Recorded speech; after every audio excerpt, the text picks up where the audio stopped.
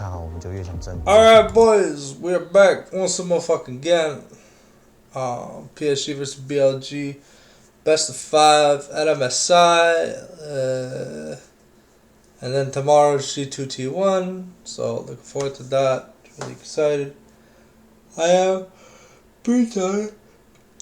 Quote unquote is still trying to get this sleeping schedule correctly. But anyways, we'll be back when the games start. Hopefully today I'll have some insightful commentary. First seed and first championship. Alright, here we go. My name is Sturks, I'm joined by Kobe and Dagger to take you through what a lot of people are saying is cut and dry. What a lot of people are saying is going to be a great trio cast again. BLG. I mean, we've had a lot of 3-0s already, and BLG, by a lot of people's expectations, is a tournament favorite, myself included. Yeah. So good luck, PSG. I'm always rooting for the underdogs. This is definitely going to be a hard one. Yeah, it's definitely going to be a tough one. Is really going to be, is Knight or Bin going to get their lane harder? Or is Elk going to pop the fuck off? It feels like if you just let that happen, it's just going to be a slap about. Oh man, I couldn't agree more. Again, we've seen the domestic 2v2 lanes go well, even against Jackie Love and Mako in the grand please final. no lane swaps. Now, against Betty and Woody, let's see if they can withstand. I just want to watch an actual what game. We expect to see here in the draft, because I think the draft for BLG is going to give us a lot of indication for the tournament ahead. We know bot lane bans have to be on the horizon. Yeah. We're looking at the Lucian, the Kalista, I'm pretty sure Elk the can play Senna, anything. the Varus. There's so many things you have to be scared of. And Elk and On have been really, really versatile. They've even still played like the Caitlyn Lux and giving over the Lucian Nami and then playing that into it, the hard pushing lane. You know, they have so many options. This bottom lane, especially with their coordination with Shun, has been terrifying. And if there's any man who's used to drafting against these guys, it is going to be Corgi, the head coach for PSG Talent. Used to be the assistant head coach for EDG when they won Worlds. He has been well-versed in trying to prep for a lot of these players, but this is a very different style. This is a very different tournament, and we're going to have to see if he is going to be prepared. Let's see how we go with our champs. Okay, respect ban for Aji. Ban already taken away for BLG on the blue side. The Ashe is the start of those bot lane bans we expected. The aggressive support here. On has been doing so well on a lot of these very aggressive supports, so targeting him there. Meanwhile, Aja was really maining like Udyr and Rumble in some of these lane swaps, so it seems like BLG already targeting that player, which was also one of the players that looked the most confused in lane swaps, so they might be, you know, looking at that. I think it's also, I mean, Bin hasn't looked great on Rumble. We got to see him bring it out first on the Worlds last year, but when we've seen in the LPL, hasn't been his strongest pick, so not fully surprised to see them kind of take that off the board when Aja has looked so good on it. But we'll have to see as our draft has disappeared for just a moment. We'll have to get back to see exactly what's going on. Yeah, they're like, we don't like that Rumble was banned. Let's start it again.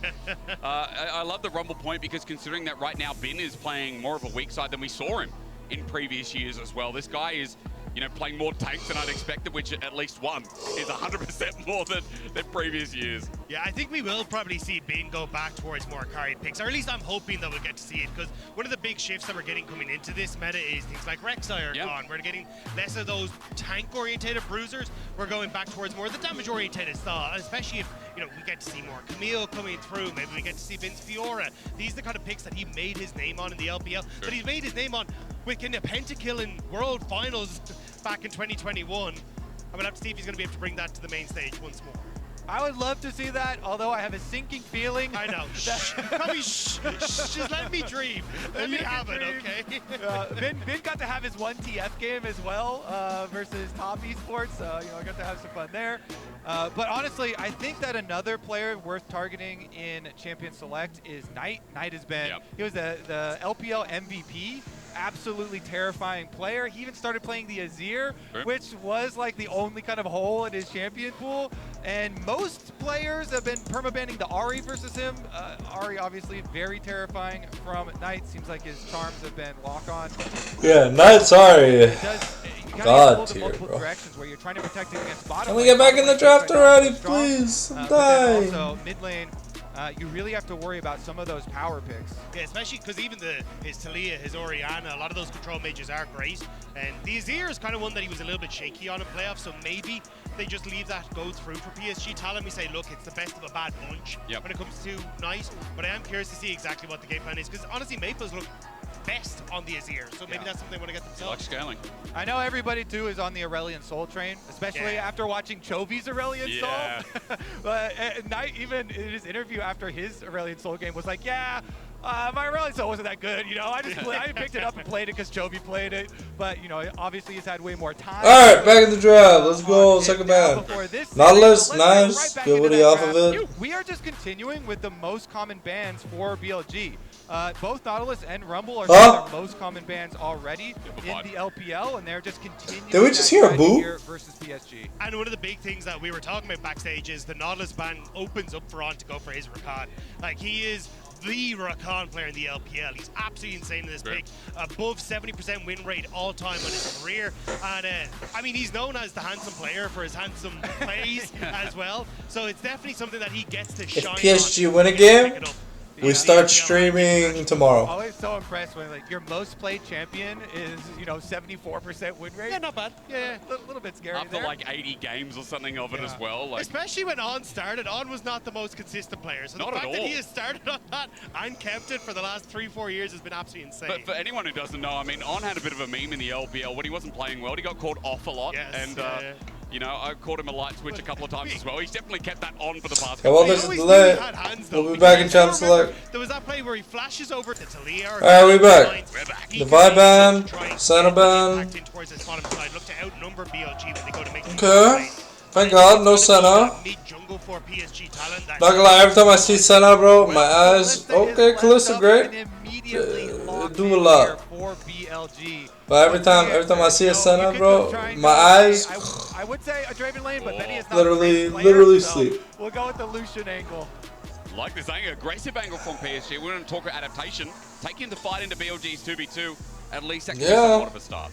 And it might Kalista be the Renata. Lucianami's side, like trying a lane swap for the first couple levels and then swapping backs, Okay. depending on support pickup. We'll see. Of course, PSG, their lane swaps originally here were not very good at MSI.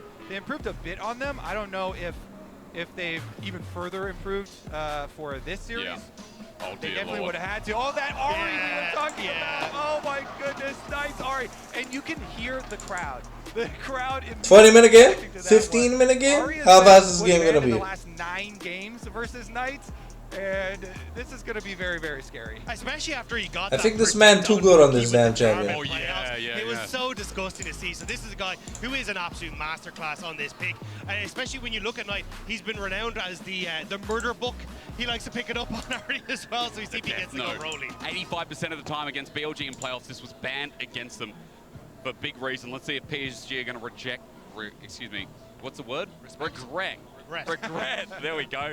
English is hard. Maybe not as hard as this Talia is going to be in the mid lane as Maple tries to take the matchup. We did say, though, I think this is something that you can look to try and play through. If you can get a strong jungler here, get Maple to level 6, try and lean into this bottom side, because realistically, I think that's where your biggest problem is going to be. You've got an incredibly aggressive bottom lane here with the Renata and the Kalista that you can stand toe-to-toe against this Lucian Nami. So if you can get control there, that feels like how BLG are going to snowball. So I want to see what Junger's going to bring to the table. But on the opposite side, it does help as well.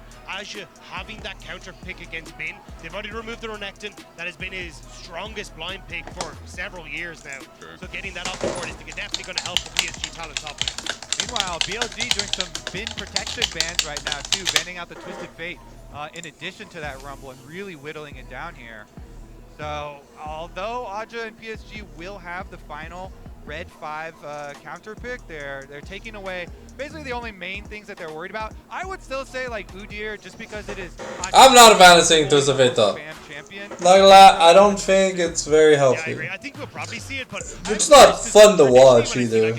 Oh yeah, look, I slap you, I slap you, I slap you, I slap you, I slap you. It's not exactly like Bin's a big I slap you, I slap you, I player. slap you, I'm I much slap more you, I leaning slap you. towards the Aatrox and the Bruiser champion, so I'm curious exactly what he wants to try and bring out on this top side of the map. Especially when we've got, the Rek'Sai started to disappear. The Rumble hasn't been a big pick for him, but that's gone as well. So I'm trying to figure out exactly what he wants to go for. Interesting though, we got double jungle ban from PSG. Again, we can use the word adaptation. Maokai gets locked in, so we still usually wait for the level 6, but a lot of CC chains built up here, while for BLG, Jarvan gets hard locked. What goes well with the setup here when mid jungle is already so strong? Bin loves Jax. No one else looking at it as seriously as he is right now, but Ben still looks at it, even if he's going to end up playing weak side. Oh man, if you have to play first game versus BLG against Knights Ari and Pins Jax, it's just okay. Oh, they still went here. That's what I was looking for though. Instead, oh, never mind. Kobe. Okay. Maybe he's just hovering what he thinks. He's like, oh, you're the Udyr guy. Maybe you'll play this. Wait, no way. The crowd's getting revved up. They're like, are you actually going to take Vayne into this top lane? I mean, just because we saw it yesterday, is Keen enough data to start looking at this a bit more seriously? Why is it coming through? Wait. Oh, it's a bait, isn't it? It's an absolute bait. You're always told in caster school, don't talk about the hovers. And that's why Urgot gets locked at the end. Not as exciting, of course. I don't know. I feel like Urgot has been kind of stealing the show a little bit at MSI. Kobe, bring it up. Definitely been in the spotlight a lot. You know, the ultimate is also a very good interaction with Kasante's ultimate, chunking himself lower and then going for those executes we've seen multiple times. And with some of the nerfs to Kasante, giving Urgot a better time, we'll see. We will see. It also has some really good scaling, so maybe they can get there. I just think it is so scary here outright. What are you going to do about mid lane? Because mid lane's going to be under a lot of pressure, especially with Shun, with this Jarvan, trying to throw the extra pressure towards Maple. And then once Knight gets control of mid lane on Ahri, like, you never get control of the map back. Now he's very, very good at looking for these picks, pushing off of mid wave, leaning in towards bot, looking in towards picks in the jungle with Shun. So I think this is really where you're going to be under pressure for PSG talent. So I am looking at Junja to say, look, you've got your work cut out for you. Aja just is hoping that he's going to have a good matchup on the top side. They get left alone. It is going to be this mid and bot side where a lot of this pressure is going to be taken. As per usual, mid and bot side, that sounds a lot like BLG. But on the other side, while we've been tooting their trumpet the whole time, let's go back to the other side and just say for PSG, what has been unexpected and been really nice was their FlyQuest series, their ability to adapt. It was talked about. Yes, there are a lot of mistakes from FlyQuest in the early game due to lane swap, but I think for PSG, they've again shown some adaptation within the draft, and there is something unexpected every time we see them once again. Yeah, they're looking at mid-game, mid-game, mid-game. Can we please get to some mid-game team fights? Play it faster. Because that's where PSG are strongest, and especially if you can get that Lucian Nami to their single item breakpoints, rotate them into mid lane, and have some big plays that way. PSG really fighting for their lives. Versus tournament favorites. We're in Chengdu. Let the gyos ring.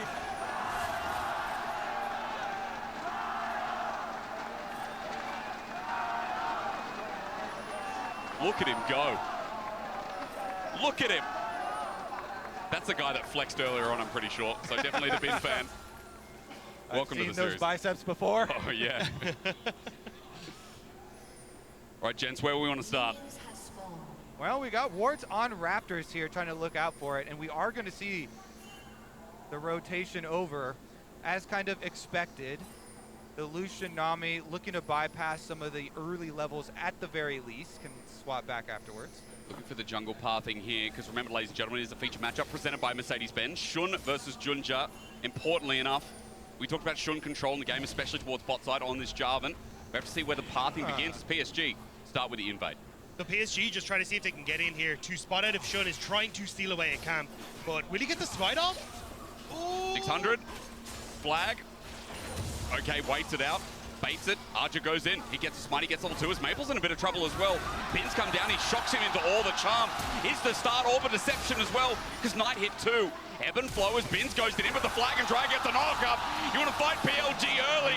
They'll get down and dirty with it. First blood over to Shun. It's a disaster for PSG. The idea was good. Get the invade off. Give Aja a job to shove Shun out of this top side, but Maple just doesn't respect the control that Knight has in the mid lane. Him hitting level 2, working with Bin, they managed to get that pick. Uh-oh, they're going to go for round 2, it looks like here. Shun doesn't have smite this time around, so is not going to be able to secure his blue buff. Woody and Aja will at least push him off that. But remember, again, look at this bot lane, guys. Elkanon have already started firing at this turret, so tempo begins, and Kobe, as you like to always say, this is the squishier turret, so pace is definitely in BLG's favor. Yeah, it certainly is. Meanwhile here, PSG looked like they were going for the slow push there, but then got up an extra auto off of Nami. Here's another look as Junjia comes in, and tried to take over the remaining quadrant here. At least 2 camps still available on the blue side. Wave slowly pushing in. Look at the bot side as well. Next one traversing as well. Jarvan's down towards the bottom side for Shun, while Junja hovers top, but only now do Betty and Woody start hitting this turret with Arja getting into the mix. And that's the kind of thing that we didn't see with all of the focus there on the invade. Junja was able to take his blue quadrant and then come over, so the Maokai is going to have way more jungle camps available to him. Meanwhile, Shun here on the Jarvan, just going to be able to go pick up that Scuttle Crab assumed on bottom side and then be a little bit more sad. Yeah, it's kind of Shun falling behind. Alkanon are in a fantastic spot. Already 2 of those plates gone down. And we're also maybe looking at a play in mid here. Woody's hovering. Oh, good shot back, actually getting the stun as well. Knight in a bit of trouble. The damage is good too. One more from Maple, flashed away from. And Knight getting forced out is a great start. And of course, Shun's not going to be too sad because he is the one who got the kill credit for the first blood. So he got the gold injection, even though won't have the extra camps for the experience. As you can see, the full level lead already for Junja on the Maokai. So Maokai getting to that level 6 early. Maybe that's something that PSG can rely on. I think the downside is just how far your bot lane is behind, though. That's 3 plates that have gone over to Elkanon versus the 1 on that top side. Already going to pick up the boost and double longsword. You do have the Kerchase shard for Betty, which will be nice. But in the long run, I think you win out for BLG. And Betty has a level advantage here, so I don't think you want to play very aggressive on this one. But Elkanon should be able to punish just the extra gold that they have. TP bottom right is going to be showing Knight returning back to lane after losing the flash. Lane's now being matched as well to just keep track there as well. Top lane is getting about as much CS as you'd expect here in the early game, as Shun is now trying to rotate around, still level 3 here to find an angle in enemy jungle. You can see Maokai trying to steal away his own Grom to make sure that he doesn't get invaded by Jarvan, who's coming down now. Betty. Handshake almost there, that would have been the kill, but Elk still going forward. The Hail of Blades comes in handy. He's got spears in him, almost dies to the last auto. Shun there just in case it gets busier as Junja now matching too. Yeah, just going to have the stare down here with junglers, but because BLG have the advantage in health on AD carries, they're going to go for even more poke. The handshake doesn't hit Junja though. He'll be thankful for that one. Meanwhile, of course, Bin very comfortable on the Cassante up on top side, pushing in, getting the wave on up as Knight looks for his roam. He's level 6, coming down to the dragon. You do not want to mess around. He's got his ultimate ready, so nobody wants to get anywhere close. Yeah, I mean, the BLG will get Dragon, but honestly, I've been kind of impressed with Junja. He's done a good job of protecting his bot side camps. Yep. Takes Grump, so you can't actually get the camp that's safest for BLG to take. Now he gets his Wolves. He'll get to move up into his top side that's about to respawn. Overall, you're in a pretty good spot here as Junja specifically, whereas if you look at the XP levels on your left-hand side, Shun is basically matching Bin, who is the lowest member on BLG. And again, a good read starting off in game number 1. It's nice to give a little compliment here to PSG with the approach to the matchup. I just want to point out with the early game though, even with Knight burning the flash, there is a bit of a CS lead coming through in the matchup. A lot of the time the matchup that we see, a lot of Talias don't want to take. It still has this Dark Seal, though. It's still classic there Knight, it is, right? Yeah. Working up towards his murder book. He's renowned for it in the LPL. We'll have to see how many stacks he'll be able to get, or whether Maple can make him regret spending that money. But at the moment, it's going to be just him poking his head into topside, looking to get a little bit of vision. But I think they're well aware Junja is going to be on the Void Grubs as the announcement goes out. Picks up all 3. Announcement, as you mentioned. Shun's not there in time. Knight just pokes his head and clears the ward in the meantime as well. A lot of pings coming down on the bot side as On is starting to try and sync up as per usual with Shun. Elk on his lonesome for the time being, as that is a slow pushing wave heading towards bot lane turret for BLG. Yeah, certainly is. Looks like they're going to be able to crash it, no problem though, no danger for them. And Junja's almost at that level 6 we were looking at for Maokai. So if they can make some sort of play off of that, maybe they can get the foothold here into this game. I'm curious if it's even just, hey, toss it down in mid, see if you can burn Knight's ultimate, because he doesn't have the flash available, and at least get the ground that Maple needs to start looking for this ultimate on side lanes. He has the teleport advantage, so I could see a gank mid, get the reset timer for Maple, he shoves out mid and immediately starts to lean into bot side. This is going to be a big wave that's building on the bottom side, as that charm just goes wide for Knight. Nice sidestep. You know, Maple getting away from that was big as well, as he was low on mana too. Bin under turret, meanwhile just looking for the demolish. Arja closes. He wants to try and hit level 6. What's the EXP advantage? Only a little bit here for Bin. Arja halfway to level 6, so can't find the kill threat to Bin being under his turret. Oh, the pings are going down here. on waits ever so patiently. Sapling throws out, Junja runs away. Now level 6 here on Junja as well, as he's right where he needs to be once again on this bottom side. Yeah, if Jin's able to finish stealing away this blue though, which he should be able to, he sticks around. This turret's getting very low. It is indeed, as you'd expect. Good handshake this time around from On. Elk has level 6 as well, and well, Kalista showing up big. Junglers are fighting out in the meantime as well. Remember, Junja holding onto that ult is big as he just dissuades Shun from getting involved in a potential dive or potential all-in, but Junja says no. Okay. I ulti in, trying to block for the time being as Elk has the Fate's Call. He used that handshake, goes a kilometer, and On is out for ulti trade. Yeah, BLG actually have a lot of answers for a Maokai ult. They have not only the Kalista ult, but they also have cleanse on Elk, depending on positioning. You know, he can walk up and soak one too, so they opt in this scenario here to use the Kalista ult itself, but they're on ward. They think they can find it, don't they? I mean, On's not level 6. Betty's going to run on in. They just used a lot. Handshake now missing. Twisted Advance is there. Elk gets flashed. Bramble smashed on. He's going to get into the bailout, though. Ignite's down, but no trade. He's down. Junja one auto away. On flashes for it, but he's committed another kill over to PSG. A winning trade thanks to that ward is great for PSG's bot lane. Stuff from Junja. The flash forward into the knockback to set up PSG. And yeah, the kill goes across to On, but that doesn't matter. PSG Talon are actually starting to get control over this bottom side. Yeah, they don't get their timing down here for the bailout. Let's take another look at it as Junja comes in. He's going to go for the flash engage, secure here on Elk. And even though Elk uses his cleanse, Junja goes for the flash with the Bramble Smash, so he still gets the nice angle there.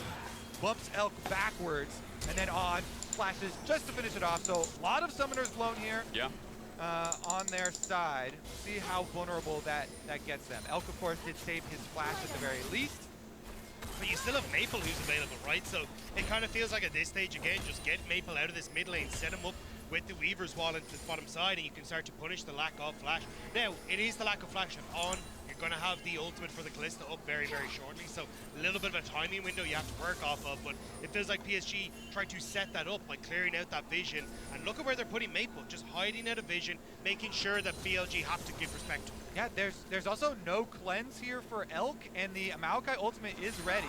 Plus, off of that kill, Betty actually completed his static shiv. Oh, yeah? Even as expensive as it is now.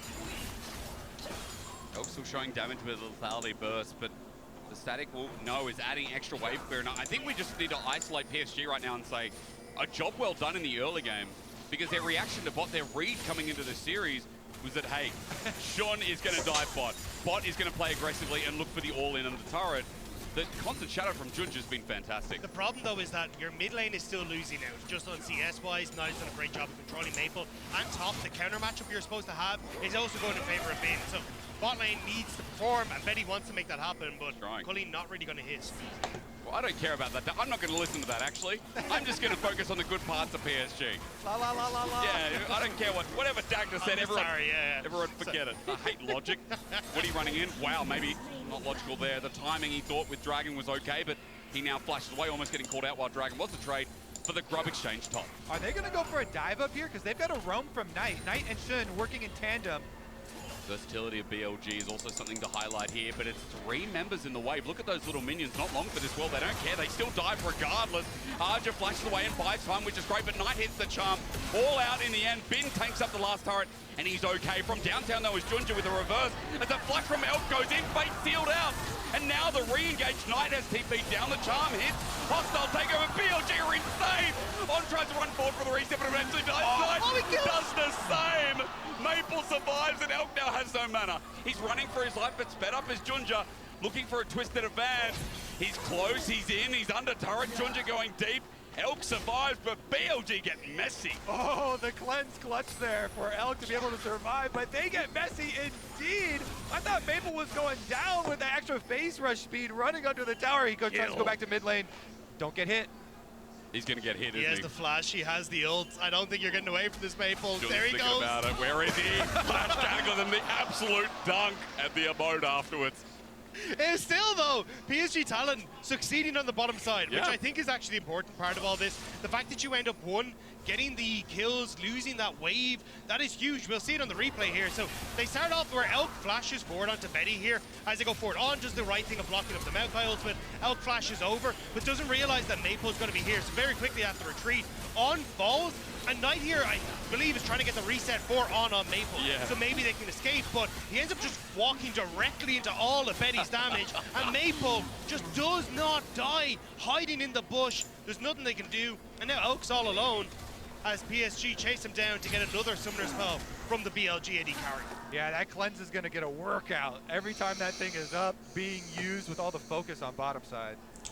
It's crazy. PSG coaching staff, though, feeling it a bit after the early game. Again, there's still a 1K gold lead for BLG, which they've maintained through the first 13 minutes, but PSG have got their bottom lane in a good position. Maple as well, catching back up on CS, and a kill is going to make this a much more competitive mid-game as BLG try to fight around blue. And this is something that PSG mentioned themselves. They said, we have to fight them immediately. We can't let BLG run over us. So they're really trying to contest them in the early stages here, splitting objectives, going 4-4 on kills. You know, the extra gold lead definitely is going to be a little bit of an issue, but honestly, with kind of the expected matchup here, PSG doing decently for themselves. The fact that you end up with the lane swap earlier come back to bite them, though, that tower very, very low, but there's a lot of PSG members Speaking here. of which, Elk is low. He took on the turret, shouldn't go to the back line. They're trying to kill Betty. Knight jumps in as well. They're teleporting in. This is so ambitious, but BLG get the reset. Now for Maple to run on in. Knight flashes away and disengages while the rest of BLG found their mark. How are they winning the fight? It looks so janky, so weird. And even Bin in the top side. Solo kills. The arena roars at this combat. The cross map ace! Just as we're trying to compliment Damn. PSG on keeping Crazy. it close, BLG kicking into overdrive. Cross map ace as Bin finishes up his solo bolo. They're gonna get 2 turrets after that.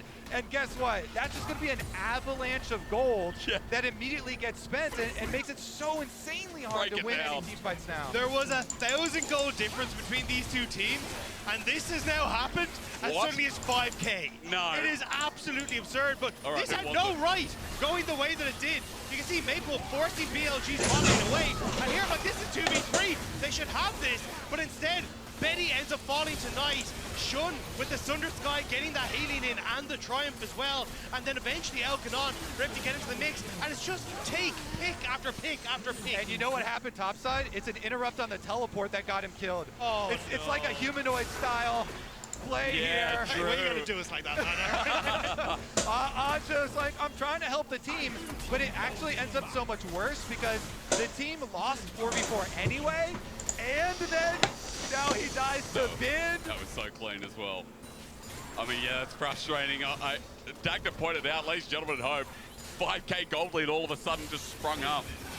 And now as culling comes through, look at the poke damage from Elkanon. They avoid most of the culling as well.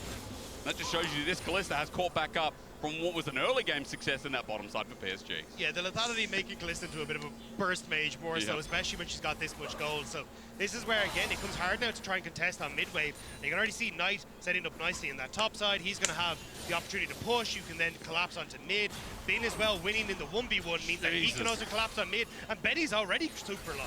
Bin's here on the flank as well on a ward, so they're going to pay respect. The wave at least cleared away, but yeah, the Betty poke keeps getting worse and worse against him. I also love the adaptation for BLG. Immediately pick up the double sweeper on the solo laners. So it's like, cool, we can continuously shove waves in, then clear out all the vision that PSG have established in their own jungle, and just make the map dark, make it really difficult for them to know what's happening. And with this Rift Herald, should be able to crack open mid if they want to, after this Dragon is taken as well. Yeah, Dragon pretty easy for them. Rotate Ari up to the top side, catch that wave. Bin easily pushing on bottom as well as mid lane dodge on the skill shots here. Maokai ultimate goes out, but They're out. Fate's call. Saves on as well. Actually, could turn into a re-engage because Bin's coming up. PSG have to go somewhere now, but maybe defensive walking is okay. But Herald's going to be dropped regardless here for BLG after we're looking to see how much more gold they can create. The last outer turret remaining. Herald's going to charge on in and make it one-shottable. all right, they're going to call over Aja, but that just means you have all 5 members here for PSG, so your side lane's going to get pushed in. Knight up there on the Ari has free reign. He's going to push that one all the way up to tower. And they try, at least they have plenty of defensive wards here through their jungle for PSG, so they can try and rotate to catch. All in. Betty, do you want to do this? Maybe he does with Junta in as well. Tidal wave as well. Dodge on his dead. Elk is up next. He's about to go into ulti. The bailout's there, but no one there for the reset, and he dropped. The 2v2 of BLG is being bailed out now by Might. in the mid lane. Maple's going to drop on down. Knight, excuse me, takes the words away and gets a smoke trade. This is actually great from PSG, though. They managed to get the numbers advantage, winning the team fight, and a huge amount of it came, well, as long as Junja gets out, came from Maple dropped the top wave. BLG skipped steps. They didn't wait for Maple to show on top. They went for the play. And as they went for that play, Maple was like, no, I need to be here. I need to play on mid to cover Knight's potential roam. And with Maple being there, PSG Talon just have the numbers there quicker and can take the fights. They get themselves some kills. Let's take another look at how it started, though, because, of course, Maple on the top side with the Talia ult is going to come in as Betty and Junja go for the play. Elclair barely doesn't get hit by the seismic shove, but does get finished off there to the flash. And then, honestly, I thought the collapse might even get more for BLG, but they really only get that extra kill back onto Maple. And Junja does get down to bottom side, finish off his recall, and escape with his... This game is pretty bloody. Game here. It's nice. Has been caught out a few times, and I think also, you know, some of these great wards from PSG with their lane wards and rush wards have spotted Elkin on positions maybe they have no business being. Usually, it's a fundamental of BLG in this very new world of LPL. And it's crazy that, again, Elkin on right now are the ones who are getting punished the most. Yeah, it's definitely BLG skipping steps and trying to play through sides, but this is something that's been happened a lot, and it's happened Running again. on, he's going to hostile takeover, and again, saving the day is Sean. Betty takes it as Cataclysm jumps on down. You can see Pin teleported in, and Maple is stuck in the Aerodome. Knight with the Spirit Rush over, wants to go part 2 onto Junja. The charm connects his Ari as clean as ever as Bin shows up to the party. The turret got dropped on down as Junja running for his life, but Knight's Flash Orb is great, and even if the bottom lane's not working that well, the rest of the map is. This time around, BLG are ready for the counter in mid lane, and not only do they win the fight, they also get 2 towers. They are coming alive here. BLG able to collapse and get so much, and now you just get to reset. With Dragon in 2 minutes time, you can play it through side lanes, pick up a 3rd Dragon if you want to. Baron about to spawn on the map. This is so much gold that's just been handed to BLG. True. Right as all these important objectives are coming up. I see 8 stacks. I see 8 stacks on that Ring of Power. Remember, 9 were given out. This is the good one. You know, this is the one. Yeah, this is the one that turns you invisible. But maybe in a good way. Dag, to break this down. Yeah, I mean, this was a great ultimate from On. Catches Betty and Maple, so they're able to set up. And the fact that Shun is there at the perfect positioning to set up then with the Jarvan ultimate and come in off the side is great. And then Knight chasing him down, thanks to the speed up as well, coming through from the bailout, makes it possible to try and follow up. And there's just nobody low enough for Aja to really do particularly much here with Woody, with both of the main carries already down. Yeah, nice push back there from Bin. And Bin now going to find himself in a 1v2, 1v3, but he separates it. Never mind, numbers don't matter because Bin, as he brawls Maple over the wall, Shun is here to answer. His Cassante, what I remember from last year as well, as Arja's caught in this too. PSG is separated. No one is working together as a team right now in PSG as they get torn apart in front of the Baron. That's an easy move for BLG. Yeah, even though we generally see Bin tend towards the bruiser tops, he still looks sick on the Cassante whenever he brings it out. And now PSG Talon are staring down BLG at the Baron, but I don't know how the hell you can test this. Jun just flashes up in a few minutes, but you don't have it.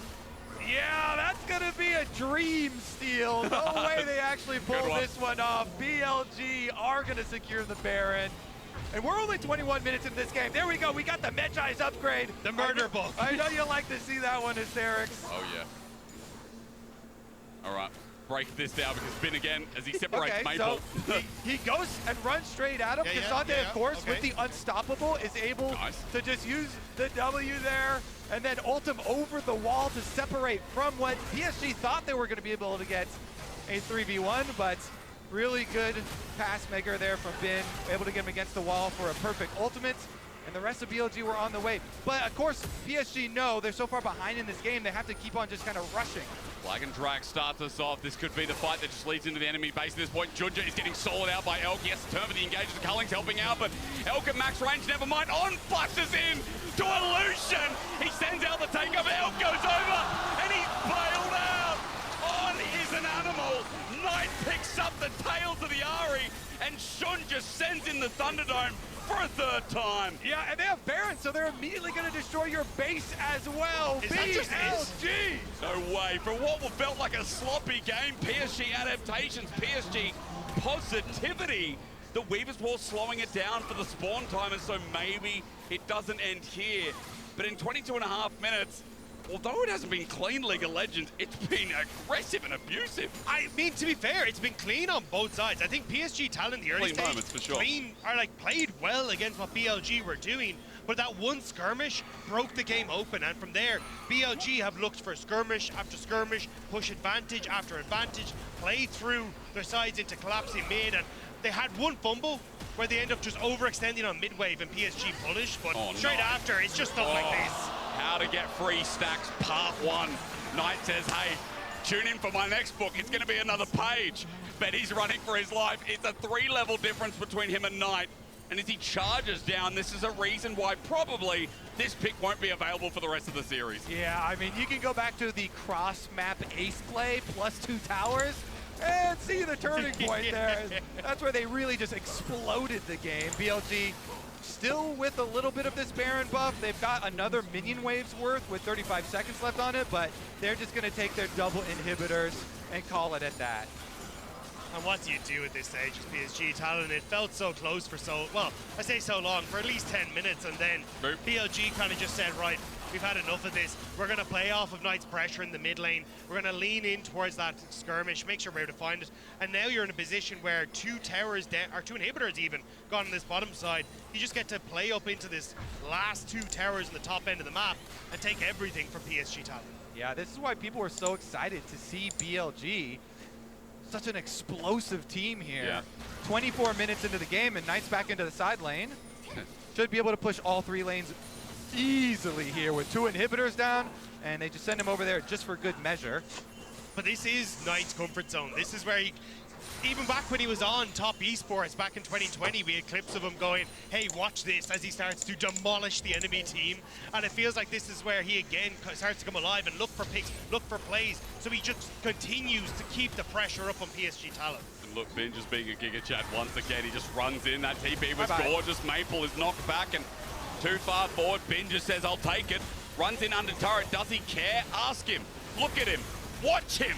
He just takes 4 turret shots and not a piece of damage inside. Elk sends on for the handshake. Perfect. Shun was expecting him to run back, but as a hostile takeover reaches max range, BLG are once again in PSG's base. It felt long with the amount of skirmishing, but 21 kills, 25 minutes. The tournament favorites looked strange in the early game, but are still so good at outclassing their opponents and smacking them with their wallets. And they were still ahead too in the early game also. Just not as much as after the explosive cross-map ace. And I think that's the heartbreaking point is you had the counter pick against Bin, you had the counter pick against Knight, and still you couldn't do anything against them. It was the solo laners that really were the difference maker leading into those skirmishes, leading into that ace, that now PSG Talon have to find a way in draft to break. It's crazy again for BLG. I like that they were testing. You know, I'm coming into this and I felt like it was going to be so one-sided. I just like that there was some adversity from PSG. I want to be positive on them. Ladies and gentlemen, I hope you are too, but don't forget, you can actually log into LoL Esports using your right ID to earn exclusive MSI 2024 drops. So on the break, go chill out, or rather at the analyst desk do that, and we'll see you back here for game 2 as we throw them over. Alright, break that one down. you heard the casters, game 2 in just a second. Yeah, almost as spotless as PSG. Was a 20 Alright, game 2. from BLG. Things looked a little bit dicey early. Will it be faster? Credit to PSG. Will it be faster? Fighting, you take 3v2s or 5v5s, whatever it may be. It worked out well. I don't have much hope for PSG, but maybe they can make a run in the lower bracket. Very, very buff human being. But they'd have to play G2 if G2 loses. And I need strength in this because PSG are relying on you guys to hit hard in game number 2. What would you do in their situation?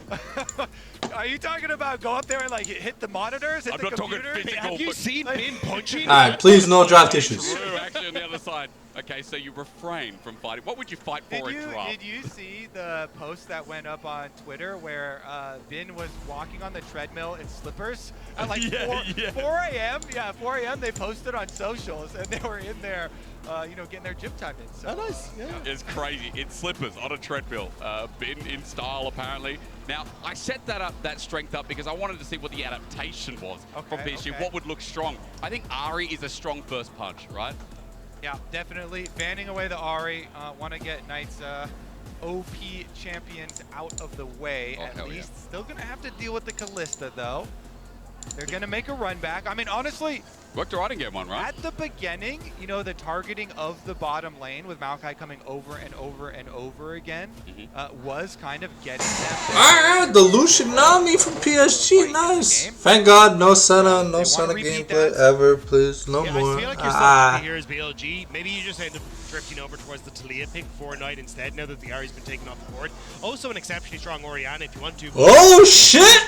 The Renekton ban for the Ari, so that could just be taken for Bin, ban away some of the bad matchups. The Bin disrespect! Bin's like, Great pick. You talked about it in game 1 draft. Dagged up. I was watching a Locked Netflix it in nice and special. early. It means no I want to cheating get back to here watch my PSG. Netflix Excuse me, special. BLG. My question now is towards PSG. If they get this Maokai again, they prioritize that and start banning away pairings for Bin in that top side. I feel like a large part of the success of Maokai in the last game was because he got the early experience lead. Yep. So I don't know if that would cause them to like over-index on it. Okay, they do switch it off and go for the Cassante instead. I am surprised to see the Cassante, because I would traditionally favor Renekton in this matchup. You don't always get the kill threat, but you can take Demolish on the Renekton, you get wave clear, you look for the Demolish procs, take turret plates, so you're in a relatively good spot. So unless they expect to go kind of, hey, we're going to lane swap again. Okay, I mean, big Xander, you're just admitting that, like, it does feel strange to go for the Cassante into this matchup. you're weak side. Just Just acknowledging weak side. Do you think that we are going to get a Kindred game at some point here from Shud? Definitely. Because I really hope so. Italy angle here. Also on the card, surely in this tournament is Toledo. Okay, yeah, Bentley, I can see it.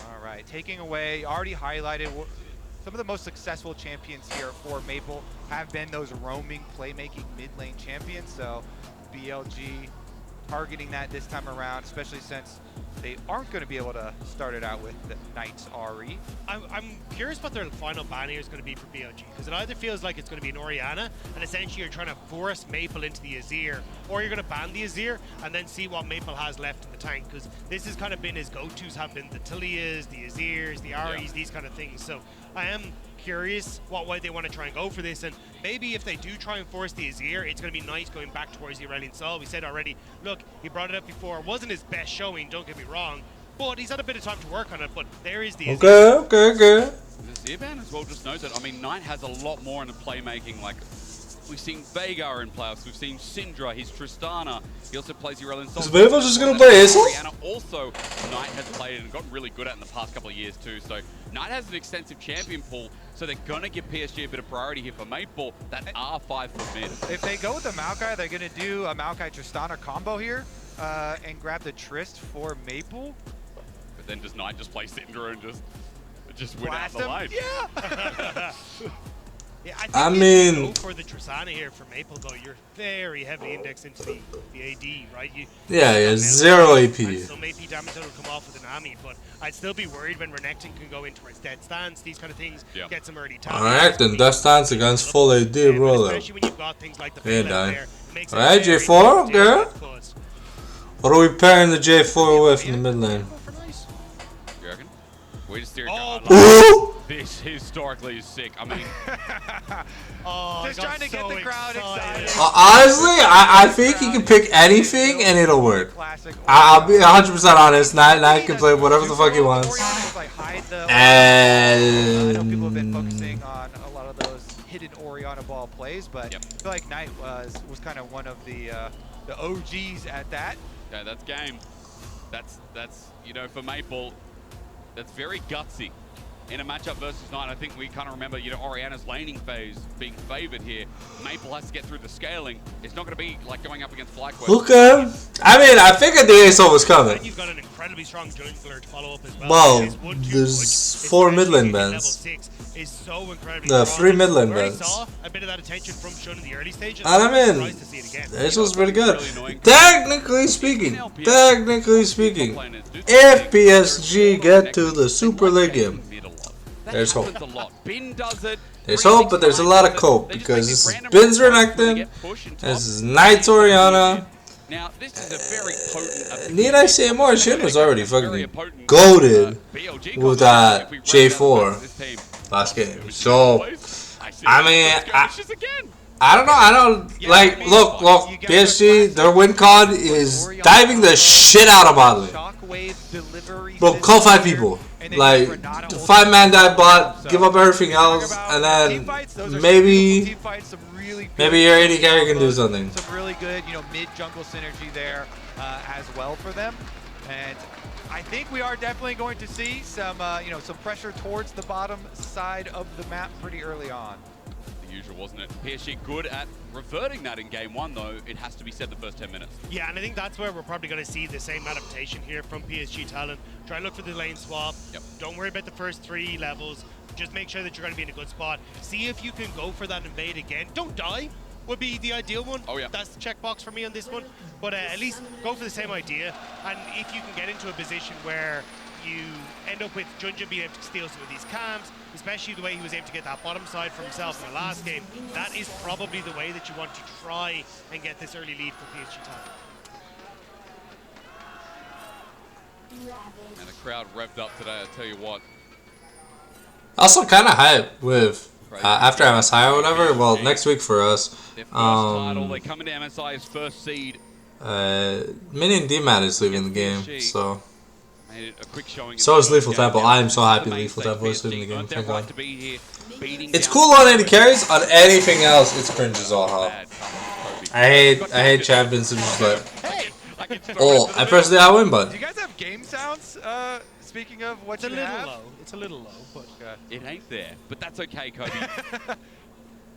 We'll get there eventually.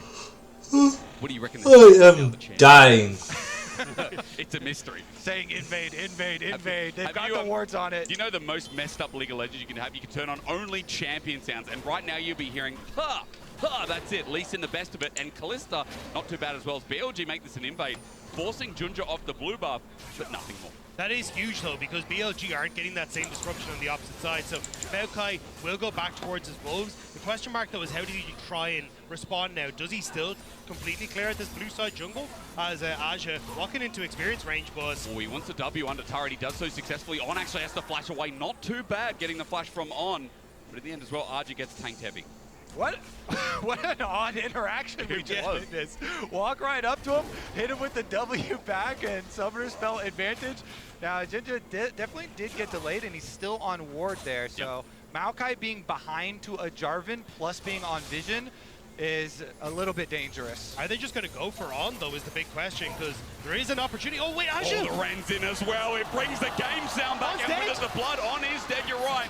He's going to be a trade, but a minion kills him in the end. So, first blood, no response. Shun gets the invade in, and Georgia just has to watch as Elk is on the board nice and early. It does help out spotting Junja on this bottom side, though, because no dive can happen. Elk now going to spot out Aja again, interrupts the recall, oh, no. which is going to do nice for him, but Maple... I talked about it. Maple, the flag and drag is volatile, but he gets out. Shun doesn't pull the trigger and doesn't pull the flash. Maple just runs his life. Meanwhile, top side, been under tower there, trying to soak up his experience, and he does get to his level 2. Looks like he wasn't under too much pressure up there. That's disrespectful. Maple just sits there, breath of light. Bramble Smash saves his life as On has roamed up as well, but Shun is just running into him. Jarvan level 3 damage cannot be underestimated as Junja Bramble smashes once again. Meanwhile, Elk almost getting soloed out by Archer. This early game is chaotic. Woody's roaming over to help defend the jungle right now. Let's go again. Handshake brings Junja back on in. Woody with the ebb and flow. Good healing here as Junja thinks about a twisted advance. BLG have to back away, though. The TP is going to come in from Maple in just a moment, and as soon as that happens, PSG Talent have a go button if they want to. BLG playing with fire at the moment, but at least Knight has the level advantage in the mid lane, but here comes Betty. So he said BLG must back away, and Shun's like, maybe I don't have to. He's thinking about going back in with On and Knight now moving up. Knight is level 4 as well. Flag and Drag doesn't connect, but okay. Here from the dissonance, just flash away from the handshake. Beautiful flash to dodge the handshake. Slow down, but the sapling is out of range. Meanwhile, Betty versus Ben. He's punching again. Oh, and he gets the auto. Giga Ben has debuted at MSI. Ben was so ready for that one. I have nothing but respect for this man. What the fuck? That was a beautiful delayed auto. And again, it's these little... And it was frame perfect, because had he flashed at the wrong place, he would have taken 2 turret shots. So this man is good. you're getting these leads, but Bin Oh my finds god. Woody. Look at the Fury as well. He's close. He slices and dices, gets the upgrade, gets out of the Aqua Prison as well. Oh no! Cole the Megan with On's help. It's another kill. The Croc is snapping. Andy came home and caught Woody. It's an absolute disaster. Sean is able to get over the wall into the pit. What is happening? Buffering the EQ. The BLG is happening. This one starting out more Very into nice. the pace that kind of people were expecting. Almost barely even 5 minutes into the game, and you already have the massive BLG lead. Here's another look at it as he dashed right into Bin's face. You dash into Bin's face, That's less than ideal. you're gonna get stunned immediately. He charged it up, and then here I like how he hugs the wall to get ready for the flash and force the extra little bit there from Betty, and he immediately answers. If you get your auto started and then the Lucian doesn't get out of vision, then it will go off, it will get the kill. Also the ward over the wall to make sure that he was going to be able to immediately get the auto attack off, because you kind of expect the dash to be coming through from Betty, so really good stuff from Bin. Still going to lose a turret plate though, as is expected, but now 2 kills against Azure's got nothing level and 6 nice. hit. Okay, I was just gearing up for that the way this early game has gone. Knight has flash available. On. Maple lucky to get out, On. you're right. On is coming into level 3. Renata shows hit up him. and almost hits Maple, but he walks away. The back is still stymied, considering Maple has no TP to return to lane. But Knight does, so that's the whole point. Knight will get to push in this wave, TP back in, and then you can use his pressure mid to lean up, or lean down towards the Dragon if you want, and up towards Void Grub. So options here for BLG. We even have a bounty on Bin's head, even though he has the 19 CS there. The 2 kills obviously contributed to that, giving him the bounty, and he will be able to soak the top wave, no problem. Oh, he's going to flash for this, isn't he? I didn't realize that was a problem I had to contend with in lane swaps. If you get a bounty as a top laner. True. Not something we're used to. Sorry guys, I'm just gearing up because every time we look towards mid, Knight is like leveraging the fact that he might flash. Again, laning phase going well. As speaking of, Arja showing up, the all-out going to be used onto Elk, but he's squishy now as he tries to kite back. Elk trying to kite away himself. Arja plays the patient, the flip back as well. Elk ties to a solo kill. Arja gets him back. This game is revenge of the top laners. Bin Yep, gets his revenge kills. of the top Aja gets his laners. kills. Aja had also he had been solo burning flashes of both enemy bottom laners previously, so now he actually completes and gets the kill. Honestly, all the top laners that have had to go through these lane swaps, Oh, look, cathartic a fight. experience. A fight's happening again, isn't it? Yes, it is. On's running in. Knight has Shockwave over Dragon. Who's going to die? Aqua Prison kited away from his Knight is running towards, but maybe my pants are on fire a bit here as no fight ends up happening with the Dragon secured. I was going to say, with Elk dead and Shun being on that top side, I think it would have been a very That sorry sounds like affair. reason, Dacta. That sounds like logic. I don't like it. But BLG are a smart team, not to take away from them, but you know, again, if they see it, even if it's a numbers mismatch, they'll be like, nah, I'd win. they're actually, I realise they're the classic nah, I'd win team at MSI. That is true, and it feels like now they might win here because PSG getting shoved underneath their own tower. They will need to call Junja here if they want to survive, but Shun very close to the level 6 mark, so if you can steal away this blue, this could very quickly turn into a bad L time for PSG. Don't do it now, Ping's Kobe. raining down right here because the bottom lane of BLG, such a point of power here, pushing into the tower and then roaming up to help support. On's going to go ahead and secure the vision on the other side by mid and then help out Shun. Swiftness for a reason as he moves around. Junja at least getting the smite down, so EXP bar getting closer here as both jungles might time level 6 at the same time. Yeah, now Shun knows that he has smite advantage for the blue, so Shun's going to be able to take away the blue while Elk and On. Here we go, 2v2 dive. We talked about this. Handshake out. Woody is going to burn down. Auto through Ignite picks as well. Elk under turret finds his mission as Cataclysm burns. Level 6 hit first from Shun. You very smart analyst talking about that level gap. It forces the flash. They're trying to isolate on this bottom side. I thought they might continue to go for Betty, but they're going to just back away, happy with the turret plates until Betty and Junja are still here. He's you don't coming win in this! late score. You don't you win have this! no mana. Waiting out for the dash is easy. Elk styles on him. You know, in LPL, Betty had a positive win rate against Elk, and he is now shutting that down real quick. Elk and On, what a terrifying bot lane duo. And they just lay waste to this game. Yeah, I think the last time Betty saw Elk as Jomong, it was a long hell time ago when he's playing on RNG, but Elk is a changed man. No more Jomong madness. On is no longer off. The bot lane for BLG has come alive, and it is decimating Betty and Woody. And I have to say, it's easy when Elk had to do his hard years on Ultra Prime, that 1 year in 2022 to be specific.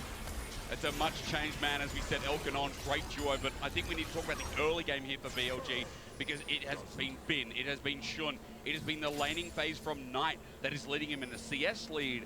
Everything working well here with BLG having an almost 4K gold lead at 10 minutes in the game. Yep. BLG bot lane advantage is ginormous at the moment. Elk was able to finish his opportunity, so gets even more scary with everybody doing Say he these. has more opportunities. Yeah, it gets even more. That's an original joke, Thank isn't you. it, Dagda? Did it. I mean, Myself in the back. but look at this. The lethality plus the Q maxes, these spears, you just get giant chunks of damage over and over and over. It's And Varus then will Q, it out, but you don't get the CS down feels there, more but- useful. I think Bin might be able to 1v2 this. Level 8 Croc goes into dominance. He's building up Fury. Arja gets a flip on back, but Bin is Crikey incarnate. Junja just runs away, and Bin waits for the next coming. Yeah, and Shun was on the way as well. You know, Jarvan's coming up there. If they really tried to go for it. Bottom side again, though. Look at the pain. Got demolished. I mean, again, PSG and the 2v2 aren't winning out in standard lanes, but they talked about it on the desk, and I think we all mentioned it. It looks so hard to beat as Culling comes through. The tidal wave between Woody in trouble as On takes some turret shots. Arja TP down. They're going to try and find this lane, but they're like, nah, let's take Woody with us. The bailout there. On survives a little bit longer as Elk's now just like, get me Betty, get me the kill. He won't find it. And it's classic BLG again. It takes 4 members for PSG time to does. shut them down, which means this tower on top side probably going to fall towards Bin, especially if Shun, after taking these Void Grub, wants to try and move up there. You could dive this Maokai. He's only level 7. Knight here zoning Maple off from the minions as well at tower. Okay, jump on in. The singularity down. Slow is there. Good Aurelion Soul damage and stacks to boot. Classic what you expect of Aurelion Soul and what you've seen in this tournament so far. And Knight continues, though, to squeeze out these CS leads in mid lane with Maple roaming bottom. You know, PSG sending 4 people to try and put a stop to this devastating BLG bottom lane. Knight pushes up on the tower again. So many mid lane turrets taken as well as the big CS lead. This guy is everywhere. On is just always out of lane. And I think it's something we talked about at the start of day 2, where the sync up between On and Shun, between support and jungle of BLG, is another strong point.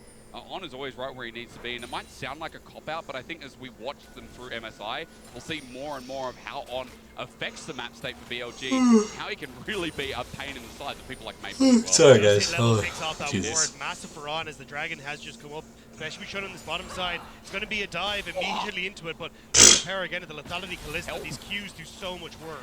Who are we calling the ambulance for? Let's find out who has the better health insurance here is Betty. Ooh, okay, maybe we start the 9 and then wait for the 2 numbers. Ladies and gentlemen, I'm from Australia. It starts with a 0 over there. Definitely in the wrong country. As BLG try to rush through this bottom lane, Junji here to defend. Yeah, and Elk already is level 9, and Betty's still stuck at level 7 between his 2 towers, getting zoned off again. Here comes Knight, 4v3.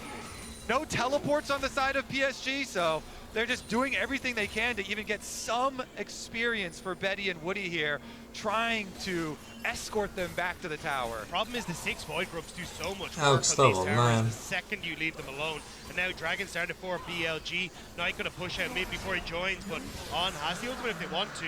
Betty stepping very far up here. Yeah, for the wave dangerous. I like that you pointed out. On is running in. He's got flash available and the hostile takeover. Shun's angle now perfect. Shun just like, maybe I have the angle on them, but as the culling comes through, it's used all for naught as flag and drag out. This is a good counterplay from PSG, but now with Berserk hostile takeover, maxing range. Woody's 1 shot away because Knight TP'd in Oh, the to handshake. save the day. The handshake might be cleansed, but Betty still drops on down. Another counter to Elk's. What Betty might is have the that? cleanse, but it's too Damn clean, it. and now Knight starting to move Oh, in onto it's this bottom side as well. They want the disgusting. tower, they want the picks, but I think they're just too low at the moment. They need to look for the reset. Not gonna Yeah, lie. Elk and Shun gonna go for their recalls there, so no more poking around at the tower for That was so Knight. nasty, BLG. man. What the hell did I just watch?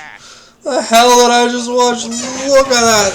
Okay, so really good start by PSG here. Betty getting good damage on the Elk. Okay, dodging, almost killing Jun.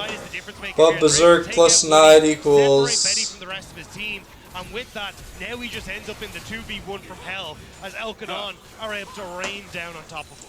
Double flash over to follow him and finish off the kill. How many times in this series so far has On flashed away? I think we should do a tally because On flashes into enemy. Game 1, we remember, into Betty and Woody, he just flashes in. Look, he's cheating. He's got a way out with Fate's Caller. Yeah, right? that's He's got true. 2 flashes, you know? Plays like an engage though. I mean, it's nice to see. Again, 7 out of 8 kill participation for this support. Definitely a core member of BLG from this series alone. Flag and Drag is starting off yet another fight. Bramble Smash for the disengage, but you look at what's happening bot. Mabel getting zoned under turret. Shun is now gearing up for another Flag and Drag with the orb on top. They're about to make this the dome of control. Junja Twisted advances out, but Knight finishes the kill. It's a nice setup as a flash away from Shun to get away from the ultimate from Maple, but as he flies through, he's interrupted. The disrespect there, and Maple thought he could channel and get the time. But again, Knight won't let him. On the top side, though, Bin ends up falling to Aja, who gets the solo bolo there. So you get 1 win for BLG, 1 back for PSG, but now what happens in mid? Tara's going to go down. Cullen comes out to try and stop it, try to delay it as Elk just deals with the way, but Betty's standing there. Down goes Shun again. A handshake back as he trades his life, but Elk and On will be waiting as always. BLG take the fight once more. I love it. 17 kills in 15 and a half Elk minutes. is laughing. This is my They're kind of having game. fun. This is having fun. This is playing. These are content games for on the Elk. international stage. Yeah, he's waiting on a real bot lane to play against. He's like, the only one. ah. Aja got a really nice, again, pathmaker there. Got the knockback as well.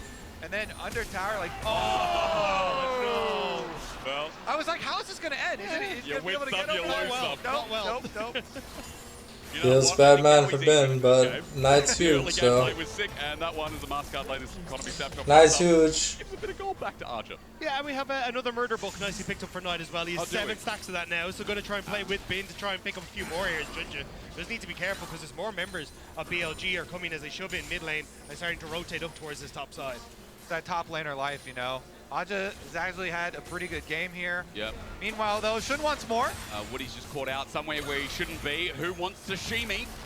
Woody runs away. That's lucky for the time being, as the poke from Elk would have finished off in one shot at this point, but an inner turret going down and almost a 10k gold lead. I'm blinking again, and I shouldn't, because I open my eyes at 17 minutes. The game feels like it's done once more. Nice, Caught needs out. to get away. The Nature's Grass might catch him out. He flashes for max range, but he's not out. The shockwave in return is built different as PSG find the pick to open up the handshake. Good though, but Shun now isolated. The flip back sets up for the team fight as Aurelian's hold the back line as the new target has been. He's taken on the world. He'll burn down 2 PSG are getting numbers here in this fight. Cullen comes out. There's the handshake. Elk stops that in an instant with the Fate's Call himself. On is out, luckily. Huge for PSG there. Aja is doing everything he can to get them back into this game. He puts so much pressure on Knight there and gets Knight's flash into the ultimate. Aja is like, nah, bro, we gotta win.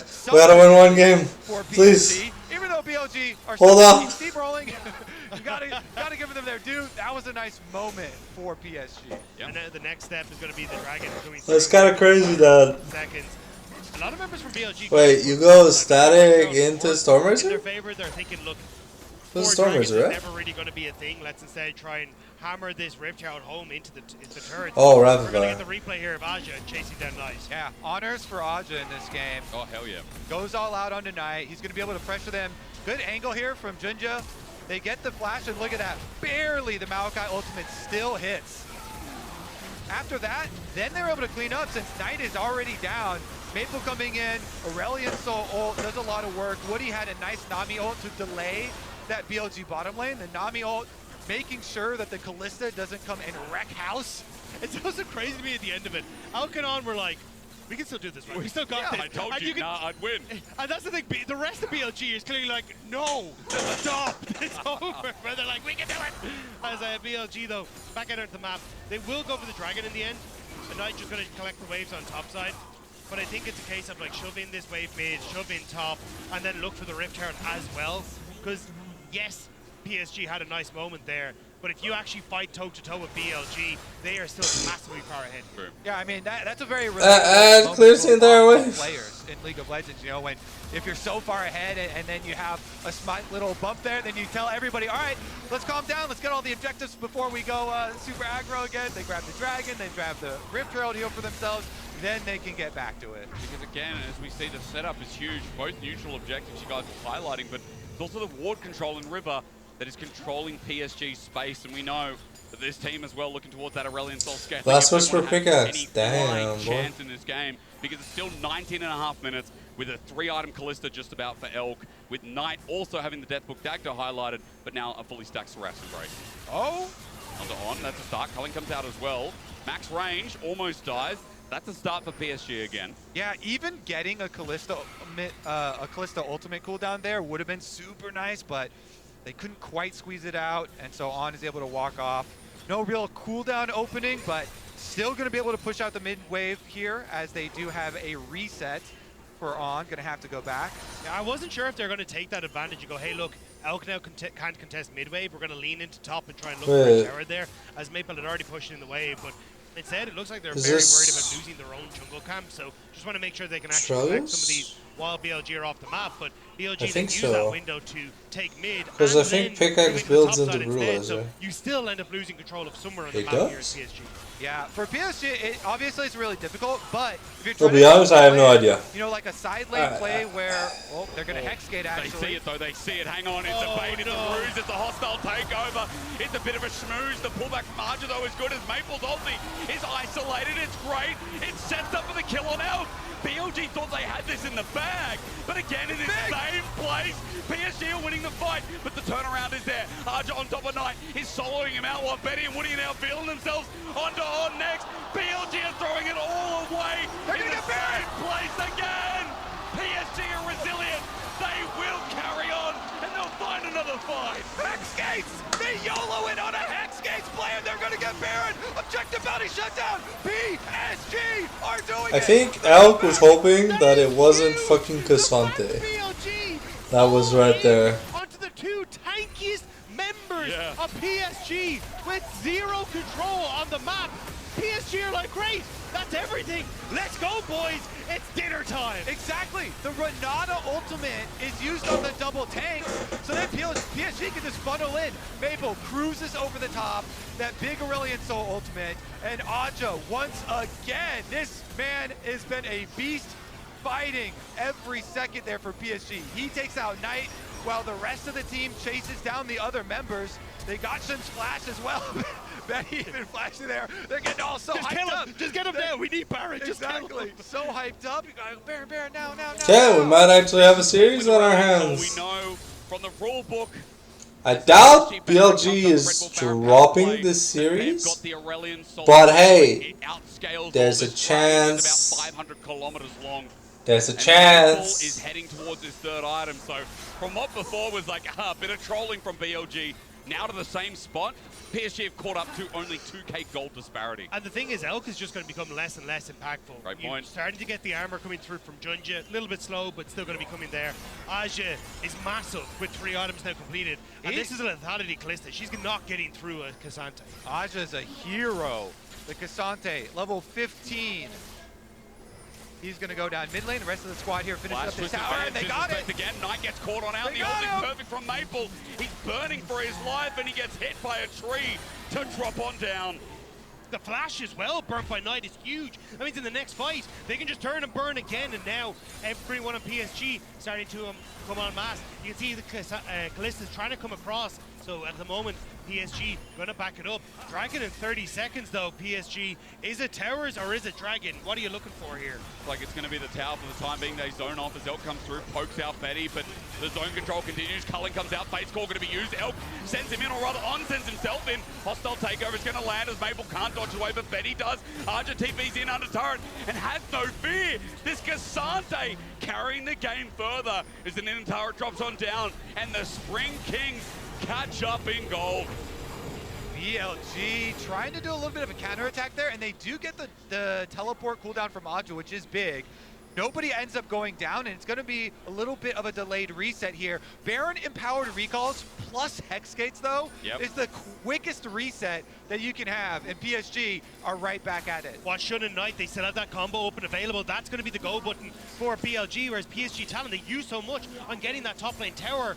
It's only Aja who has his ult available, but BLG, they're scared of PSG right now. They certainly are. They've made too many mistakes, and PSG. There's just so many throws in the bot lane, like so many like random dives, and then been getting soloed multiple times. From Shocks, coming back to bite BLG right now. Bro, Twisted Jat next skin in 2025. Maybe it's the MSI skin in the end as well. Either way, if those taros come true for PSG, what an accomplishment it would be. I mean, it's such a big punish for BLG, overexerting themselves. I just love that it was the same place, the same time in that jungle, as PSG try to get deep within BLG's own jungle. And we've heard how much it means to these PSG players, you know, making it to main stage here after last year being a very disappointing year, and now pushing BLG to the brink. We won't get ahead of ourselves as Bin Split pushing on top and PSG. Down. The Nature's Grasp flies through. Singularity is zoning out. Shun just giving stacks over. But remember, Maple also have the Sky's Descent. Upgraded ulti threatens on the almost level 16 Aurelion Soul. Yeah, Bin up there pushing on the top side. They're going to have to go answer. They swing with the Maokai ultimate, but it's going to be just that. You see the push in mid though is coming through. Bin going to be able to, I believe, get out of here, but he has to be careful. Aj is here. Maybe he's caught. Maybe. Just got ult. Dodges away good. Slice and dice the second time around. Arja still slows him down, but there's no all out here. The rest of BLG also moving up. You still get the push out the top wave though, which is really the win for PSG here. They don't need to go into the jungle. They know BLG are going to be there. Call, flag and drag. They're trying to find Maple, but the flag and drag is early. Maple gets on out. He flies out. The face call also used handshake out. Archer with a beautiful angle. The skies will fall, and with that damage that comes over, BLG has slowed. They're burning down on in the middle of it as well. Ulti's out before he dies, but still dies. Tidal wave through the middle as the culling is flushed away from Bin. But PSG are still controlling the space so well. And that was without Betty. Betty was in base. He just cleared out that mid wave and then started to rotate up. So Betty basically a non-factor, and still PSG are coming out on top. This Aurelion Sol and Cassante is too hot to handle for BLG. PSG have been so good at team fighting as well. When you have these tools, the giant Maokai ultimate and giant Nami ultimate and Aurelion Soul, like they're all coming together here. Yeah. Such big AoE team fighting tools, and every time BLG moving up too aggressively and PSG with the big punishes. And that's the thing. I think BLG realized, look, we're just getting outscaled here. We need to try and find a pick. We need to try and force something, but PSG aren't giving it to them. They don't overextend on the top wave. They have the people that can come through, and Aja rightfully spotting how quickly he can come in onto that fight and just burn BLG. Like seriously, Aja's had just such a good game on this Cassante. I mean, it's been fantastic considering how it started with Bin finding a lead, with Aja finding his kill on Elk as well. We got one apiece. The double dragon as well, another point to what you guys were mentioning. PSG aren't in a rush. They've got themselves objectives set up. They've got at least another 7 minutes on top of that, but they're fighting a fight now. The Singularity down again. The damage from Maple is really piling up. Renekton isn't here. He's about to TP in. They're going to try and look for the play on this. They know Mary flushes in. He gets a flag and drag, but Betty flushes out, and it's countered. Maple gets down the BLG jungler as Nature's Grass catches the shockwave only onto Arja. They're trying to find the tank, but he survives too. Bin uses the dominance. It gets out as we get a pause after PSG had done so well in another fight. You cannot pause now! PSG had just won the fight. They're about to turn for Baron, and I cannot believe this. PSG are playing out of their minds. Oh my, okay, well, we'll wait to hear an update here as far as what this is, but that was just another instant deletion there as Jarvan jumps in, Star falls on his head, they blow him up and are looking for more already. And it feels like a huge amount of this again is like BLG, they're trying to force a play, and PSG Talon are ready to respond. I will pause after the pause. Knows he's a tank, that mid lane. Don't know how long it's going to be. Alright, we're back. Don't know what the bug was. Like, hey, look lads, we've got a really big lead here. Let's not try and muck about with this. Let me start you off by saying culling has already come out. Petty's damage is great. Handshake does nothing because Baron Might just drop here. We come back to live. Shun's not there to smite still. BLG won't take a 4v5 with everything they tried to commit with the mid push. So Baron again, and for the first time in this series, PSG are ahead in goal. Damn, that's and crazy. The only thing they really had to use was Betty's flash. Betty flash on the Jarvan Orianna engage, and they get the kill. They get the Baron. Yep. Back to pushing. Okay, here we go. We can investigate. Betty knew he had flashes out. The star comes down. Oh, the Pathmaker didn't go off. So Azja's Pathmaker didn't actually end up going forward there or even in any sort of direction. So that must have been the one. But either way, I think correct call. Look, it's not worth it's not worth giving up the advantage that you have right now, PSG. So certainly not. Yeah, I'm going to set up now on the map. You got Dragon in 30 seconds. Push in mid for PSG. And BLG, Bin is not with them and he has no teleport. True. So this is where PSG, they'd love to try and get mid tower, but they're happy to just get the push and lean into River.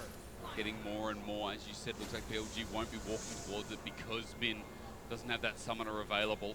As he deals with top wave, BLG just clearing out some of the offensive vision that PSG have been able to acquire with this scaling really taking off. We're looking at BLG running out of options continuously, every single fight going towards this red-sided team. And PSG getting closer to picking up their own game in this series. Teleport under turret. It's a great ulti and Maple's ankle leap better than tidal wave. Combos so nicely. One thing you can rely on PSG for at MSI is their team fighting. Oh, that was disgusting. PSG, they've done it. They've done it. They're going to push on mid with the Baron buff here. Can it end? I mean, if they find another kill, maybe they're still going forward regardless with the Baron buff and inhibitor down. What's next? You still have Shockwave for that wave. That's what Knight needs to try and get in. He's going to try and get the ball, but Maple's jumping in. He knows a scaling stun. Junja flies through. Twisted advance. Shockwave comes through, but it's only a one-man onto Archer. It means nothing. BLG had this game, this series point in the palm of their hand. The disrespect, the overcommit, and PSG are waiting to punish. One Nexus turret will drop, the next follows suit, and the Spring Kings of the PCS have arrived to the main stage. What a performance from PSG! The solo laner stepping up massively to find the picks, to find the fight. Okay, now we'll not play something good. Let's find out. Quietly into the night. People said this might be the most dominant opening to them. So hilariously, I said if PSG take a game off BLG, I start streaming tomorrow. I guess we're gonna be streaming tomorrow. Trade in that whole thing and get a new iPhone 15 Fucking Pro hell. with I tons gotta of find storage, streaming so you can take software. all the pics. So many That's such a big early game. Alright. Kobe and Dag will take them through game We have a series on our hands, What is and I have to one of the most unexpected get streaming software for when tomorrow. BLG tournament favorites came into this with a 25-minute win in game 1. All right, PSG. Pretty fun stuff with Aurelion Sol. I'd say that champion scales quite well. Has some really good team fighting ability. A lot of damage there. We'll also be tracking the Cassante this time around, as each of them have traded possession of that champion. BLG, similar bans here, and PSG gonna stick with that Ahri one. I think that is wise as well. Keep that Knight Ahri on the The bench. list has changed, though. Yeah, so now the Renekton is open, which I don't think you first pick. I think you take the Lucian here, yeah. And you make sure that you're in an okay spot. Betty and Woody could potentially respond with something like you try and take away the Nami, like we've seen. Try and put it up with a Draven or something along those lines. We know from RNG back in the day that he used to play a little bit of it, but that's still a rough time. Yeah, I don't want to see that. Let's see. Vi is up. And All Talia's right. there as well. Vi, Talia, a pairing as old as time. That's a perfect combo. This is why we don't talk about it, isn't it? I think you take the Zarya. I think you still take the Vi though, because it gives you the opportunity to try and play off of mid-wave and disrupt the Lucian a little bit. Because more than likely, you'll get Shun going back towards something like the Maokai in response. Yep. You can still play relatively well around that mid lane, but it does mean that you've got an answer into Lucian for these team fights, and option to go towards the Lulu if you really want to. But more than likely, we'll see something taken for Maple in this third position on red side. Take the Talia, take something that can work well with this, and then you've got a great team fighting composition already laid out by PSG. Yeah, definitely like to see this. Denying the Vi, make sure they can't lock down that Zeri. The classic matchup, the Lucian and the Zeri. Lushinami, Zeri Lulu, the classic. What about the final lock-in here for the first round for BLG? What do you think, Talia? I think we Maokai. Maokai's a good I one. feel like Talia's a really good denial. They've really liked Jarvan in this series so far. Like, if you give over Vi Talia, then your mid lane is just under so much pressure. And in the last game, Knight on the Orianna was picked off a whole bunch there. I think the biggest problem now, though, is you get to ban the Maokai, you can ban Sejuani, and then, yeah, Jarvan, but you've already got Zeri, who's going to be very mobile and easy to get away from that. You're not really going to have too many threats that you can keep locked down, especially if you want to go back towards the Aurelion Sol too. So this is where I think it does get difficult for BLG. Maybe you get something like a Viego or something along the lines of a Lee Sin, but honestly, I think that is still a win for PSG. Okay, I mean, that's an interesting bot lane matchup. That's the only other thing I can think of. Okay, well maybe they start banning it away. I mean, you've already got Junja on something again that can be proactive. The level 6 mark is something we'll talk about extensively, I know. I like that you mentioned the Xin Zhao. Maokai's also something that's through our minds. The Jarvan we've seen a lot here that can also sync up with the Talia. What else am I missing here? What hits the spot here that PSG want to prep for on 4? But this is what I was saying, right? Ban the Sejuani, ban the Maokai. These are both answers into Vice that does well, and also the lockdown that you kind of want for the Zeri in these sort of situations. So getting her off the board is going to be fantastic. The only other thing I could potentially see is getting rid of a Renekton here in this last rotation for PSG, because you are worried about maybe a flash stun onto Lulu in the middle of these team fights. But honestly, with the wild growth and the potential for a Whimsy coming through, I don't think you're, a Polymorph I should say, I don't think you're particularly worried about that. But surely the last bit we need to mention is, aren't you worried about Cassante coming through here blind as well for PSG, for what we saw before when you already have Zeri Lulu? What? I think BLG will have learned from their mistakes. Like, let's be real, BLG were the ones in the lead and through, so if they can clean that up, I wouldn't be surprised to still see them lean into some sort of early game aggression. There's also the option here, if you really want to go for the, well, the Maokai is going to be left open, but maybe we actually do see Bin go for something like the Jax that is often banned against him, where he's like, look, I've had to keep these gloves on for way too long. Let me at Aja, let me take the gloves off and just go at him. Meanwhile, Maple's champion pool here is getting whittled down pretty heavily. BLG with another possible protection one here. I mean, do you even take out like the Karma and stuff that he was playing? Like, Asol gone. The Asol was massive in the last game. Just make sure that there isn't going to be that scaling net if you do throw. I think you just go back towards the Orianna. Not great in the side lane, which is the only downside when you do imagine it's going to be locked. But I think the combo is there. But Nico works very well in that regard as well. Follow up for the Vi. Great opportunity to try and keep BLG at range as well, because the second Lucian starts to play with a culling, that's when you can try and come in here as Maple and make sure that he's vulnerable. Yeah, this was a huge champion for Maple, for PSG this year. So much playmaking potential. A lot of CC setting up here. Honestly, they're setting themselves up for a pretty good lane swap opportunity too. If you have the Zeri Lulu, let's see on the side of BLG and the answer here, because they are going to have to blind for Bin. Wukong will be interesting. Something we talked about coming in for Junja, but Wukong Cassante combo maybe? Yeah. Grasping at straws. Let's find out. They keep on shouting out the Vayne, but I really do. The crowd is getting baited. They're like, oh yeah, Vayne, let's go. Yeah, there it is. You've had it enough, and yeah, Bin this time on the Cassante seems like the mainstay, and a nice round out for BLG's comp. Yeah, I think well, to be fair, Bin was deathless on the Cassante game 1. Tanks wouldn't be the worst idea in the world. And the other option is to try and go for a little bit more sideline pressure with something along the lines of a Twisted Faith if you really wanted to. But personally, I think just Aja being a tank for this squad is more than likely we'll see the direction PSG go with this. Let's see what it is in the end. Again, crowd simmer down. Guys getting baited in, there's no way. I mean, as Dagda said, Aja on tank duty on something that can role play, I think, is what helped them win last game. That's how they got game 2 and made such a comeback when BLG threw it away. Yeah, become a big fan of this Urgot after the early stages of play-ins, with it having a lot of success in the hands of Whippo in their first round matchup. Not so much the second time. I think we do have to see if Aja's learned from game number 1 though. Bin 800 gold lead coming out of the laning phase before we had the big pop-off skirmish, which kind of broke the game open. So Aja definitely needs to have a more comfortable matchup against Bin if you hope to lean into a mid-game where PSG talent can go toe-to-toe against BLG.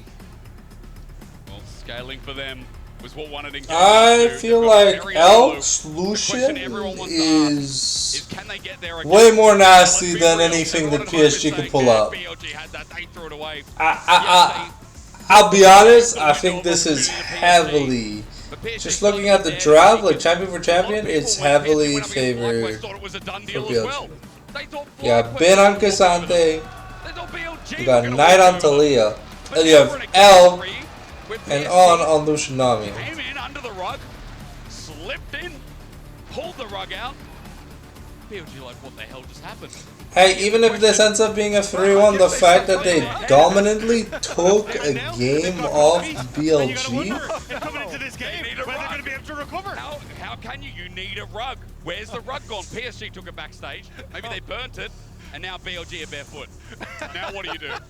And they're going to see if they're coming off their back foot.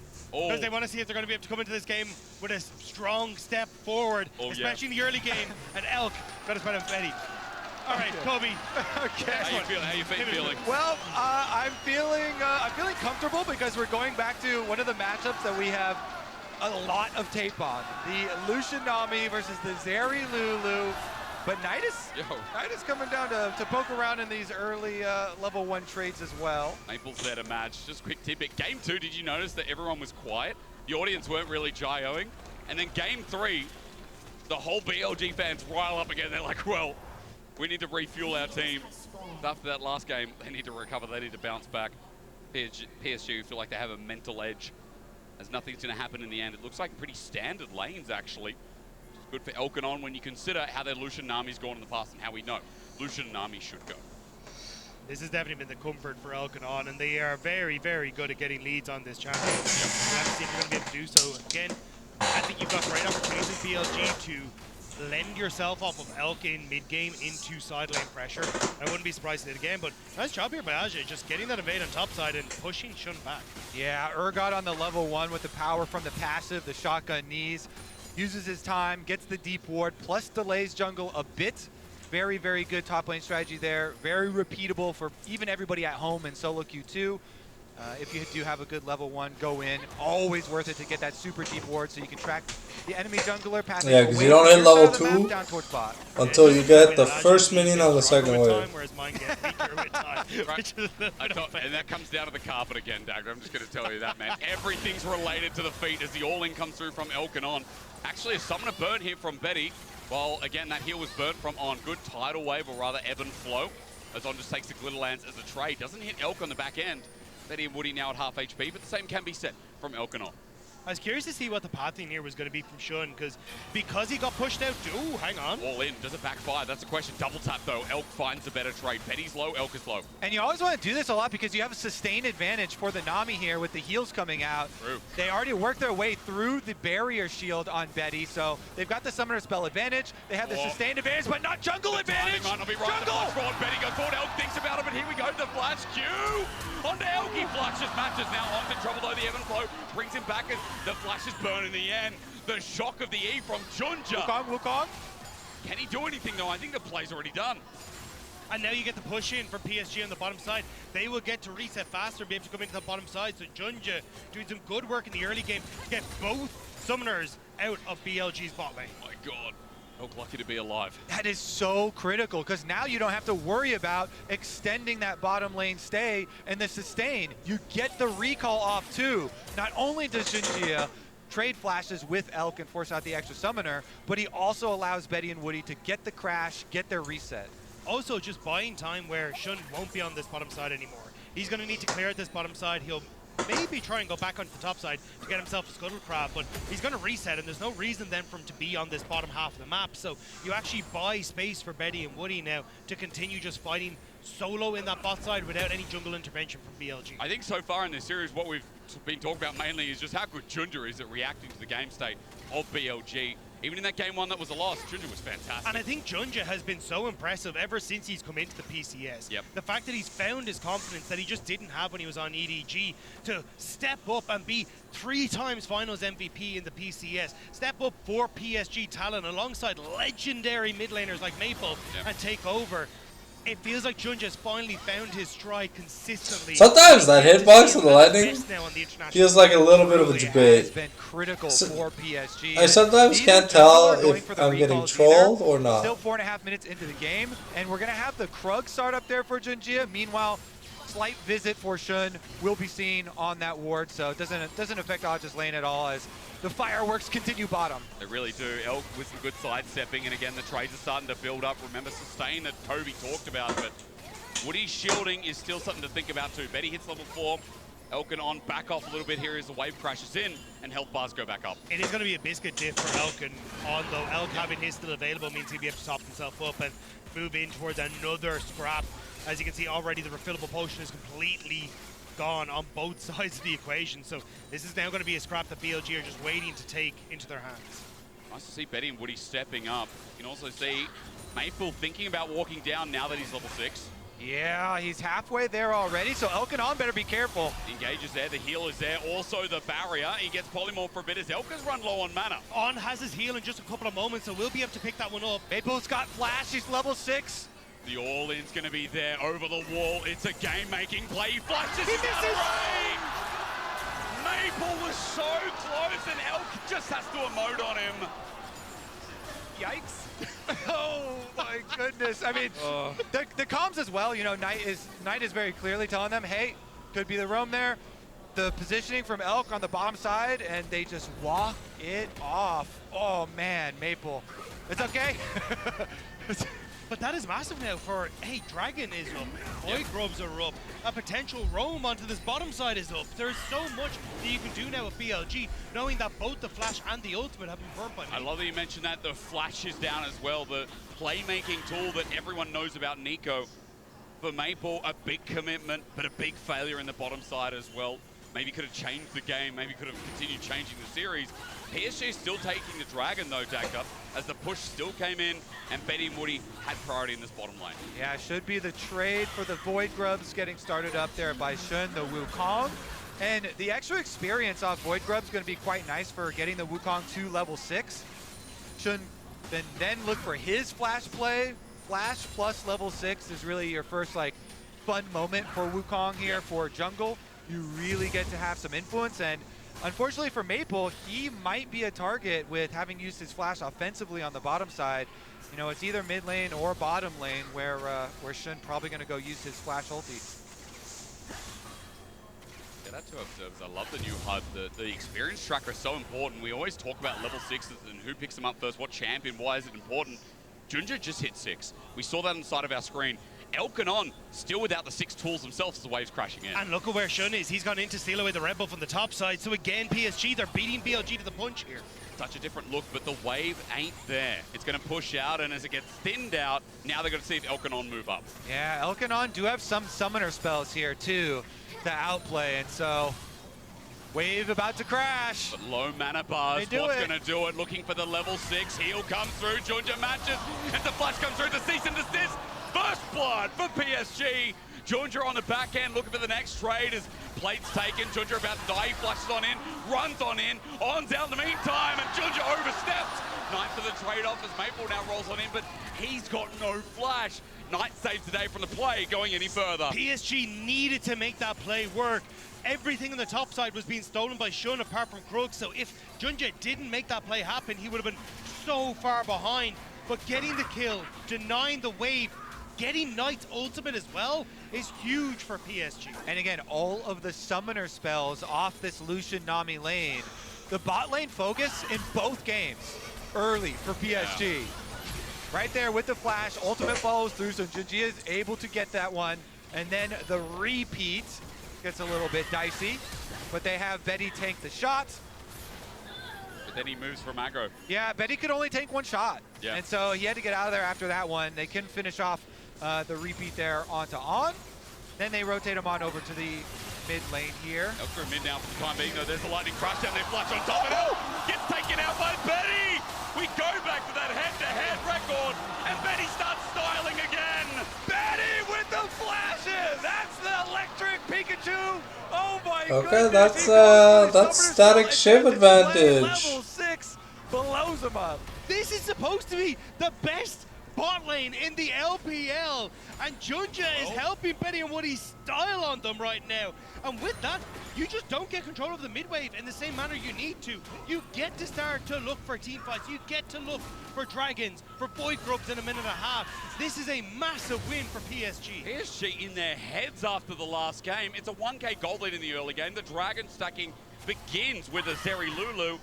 Betty now with resources. I mean, it feels like FlyQuest all over again, where the scaling element of PSG gets more in the early game than you'd expect them to get. Betty's got his static shift done here as well. Better watch out.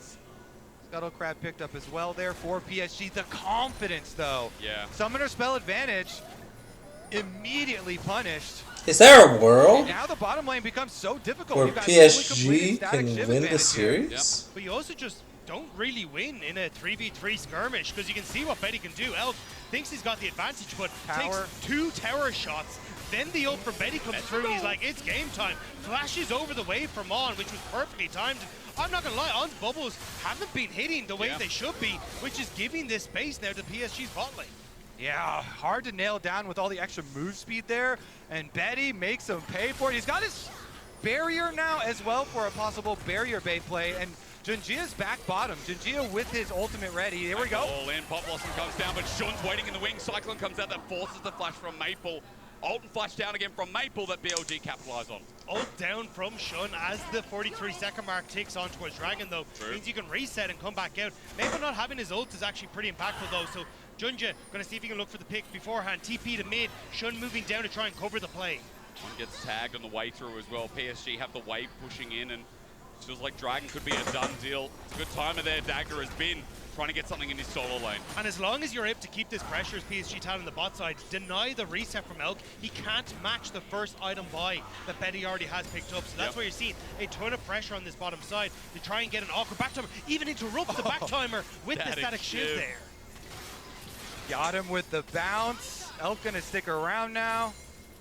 Dragon coming up pretty shortly as well. So more and more advantages as they force him to watch. Turret play in your face. Should be Dragon number 2 for PSG. Junja is the biggest bouncer in this game.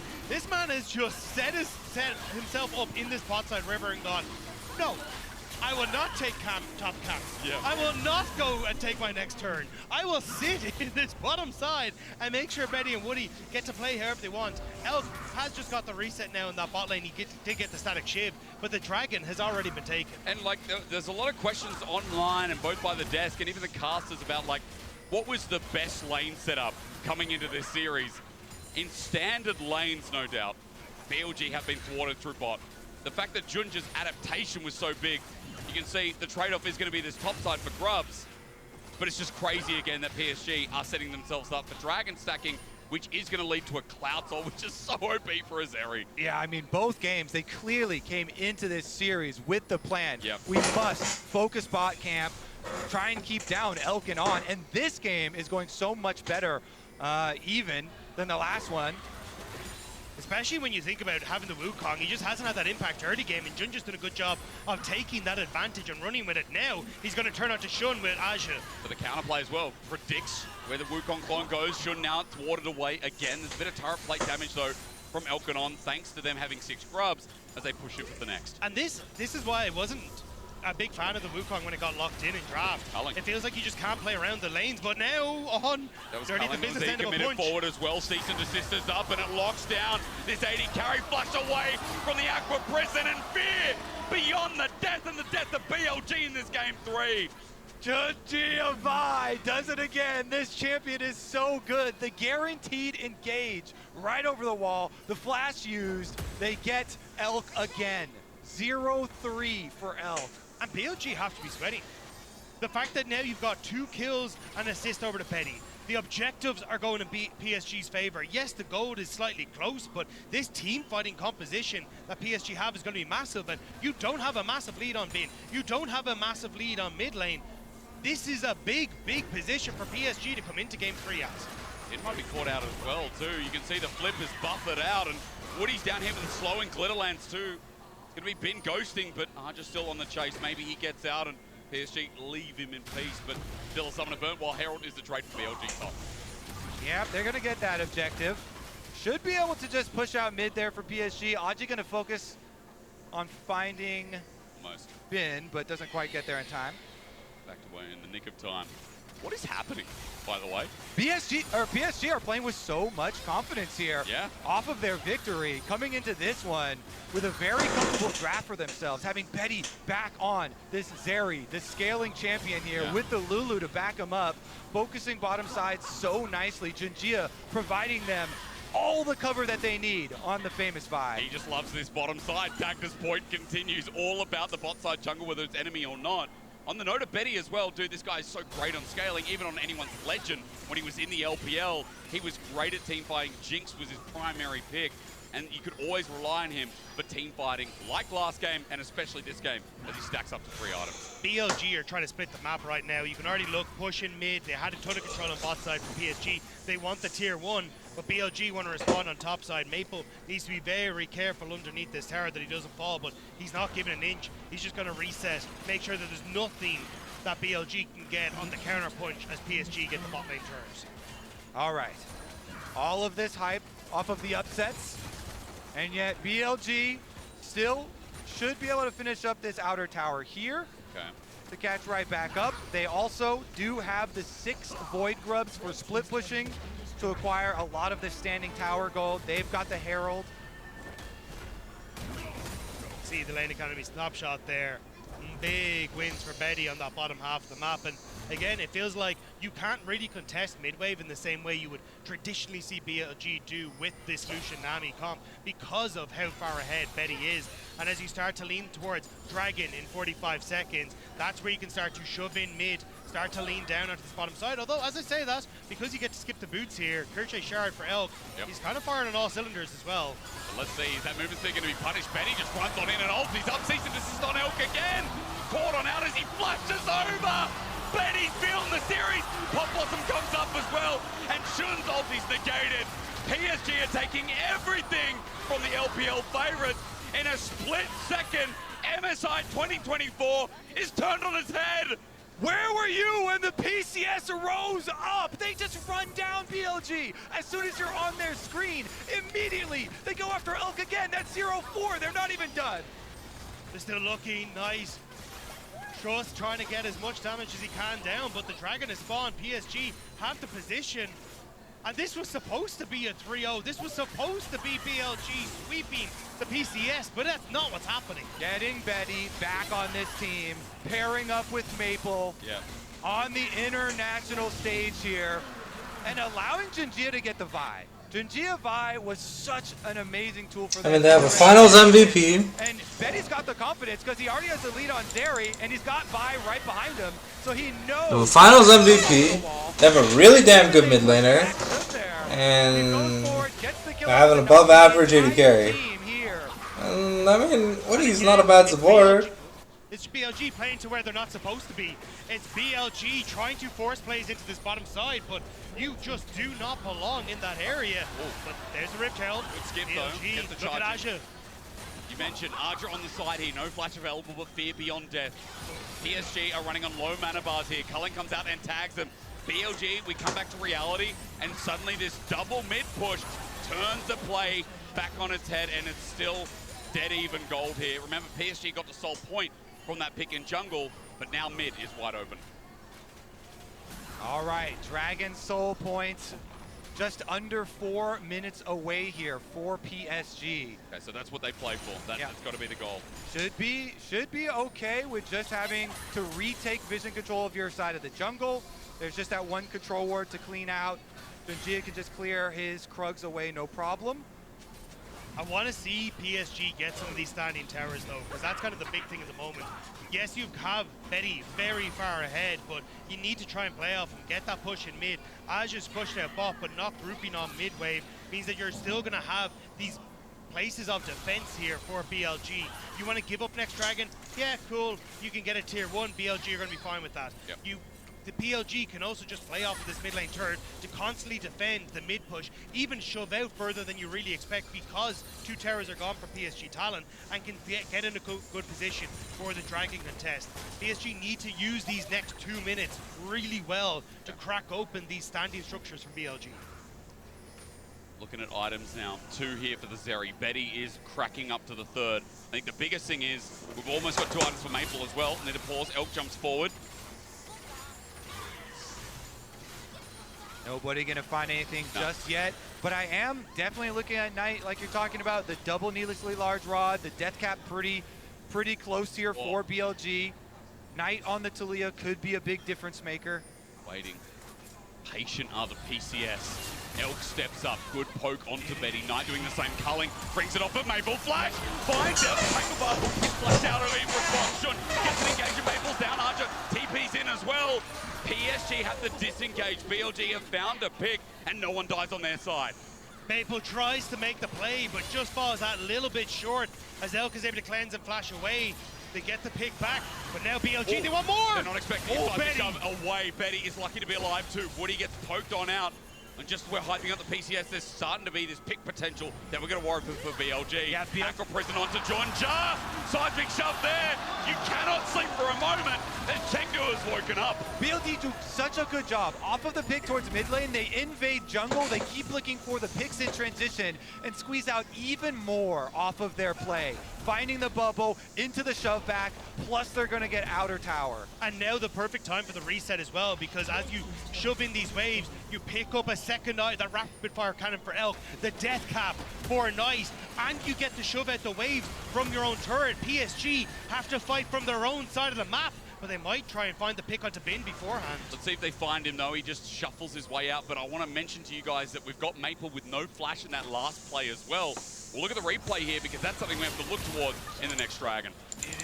And it's Elk playing very far forward. Maple tries to look for the play, but the follow-up just isn't quite there. The cleanse flash immediate from Elk, and Shun comes in with the ultimate in response, realizes Maple is overextended.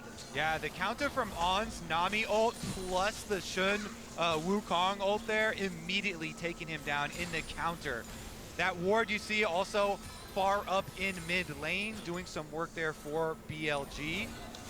And here's the tempo swing we were talking about with the push out in mid.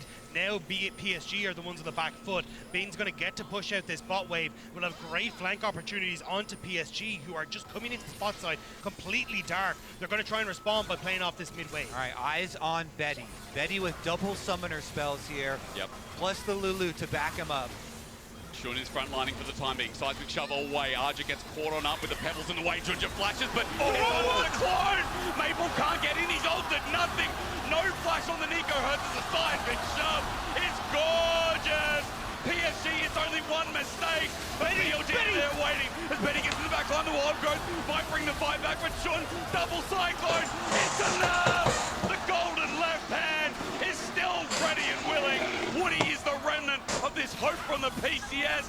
But again, we close our eyes. We open them once more. To be fair, if and that's going to be Baron. They ace them. They wipe them off the map. If Maple and Junja stop like there, but Shun's so quick with the whiffing, they are deceived. I mean, because like Granal, the Urgots done nothing all game. The fight that they needed and a huge amount of it is BLG. We thought they were look, Urgot gets strong. Actually setting up for Nice with the flips. Shun doesn't get caught. Maple overextends, and watch the flick here as Aja and Maple caught. Finn goes forward, and then again, Nice goes forward into the pit, and Betty sees his chance. This is the separation, this is the fight. He immediately goes forward, but again, it's a flick with the setup coming through from BLG to take down the threat on PSG talent. All right, back at the Dragon, trying to rush down the Dragon's soul. Okay, if they get Cloud Soul, we're back in the swing of PCS as Shun jumps on in, looking for the steal at 2k, 1k. It goes down, Knight took it. Running on in, PSG now. Do they fight? Do they look for BLG's window as Betty runs forward again? This Zeri is everything here as Culling comes through. Junja is the new target. He's running away. The Vine needs to be healed up. But Redemption does it. But Shun's in. Cyclone again. Backline. They're all together. It was a fluke. It was a fluke. They're teleporting mid lane as well. They're going to go straight for the inhibitor tower, chasing down Aja.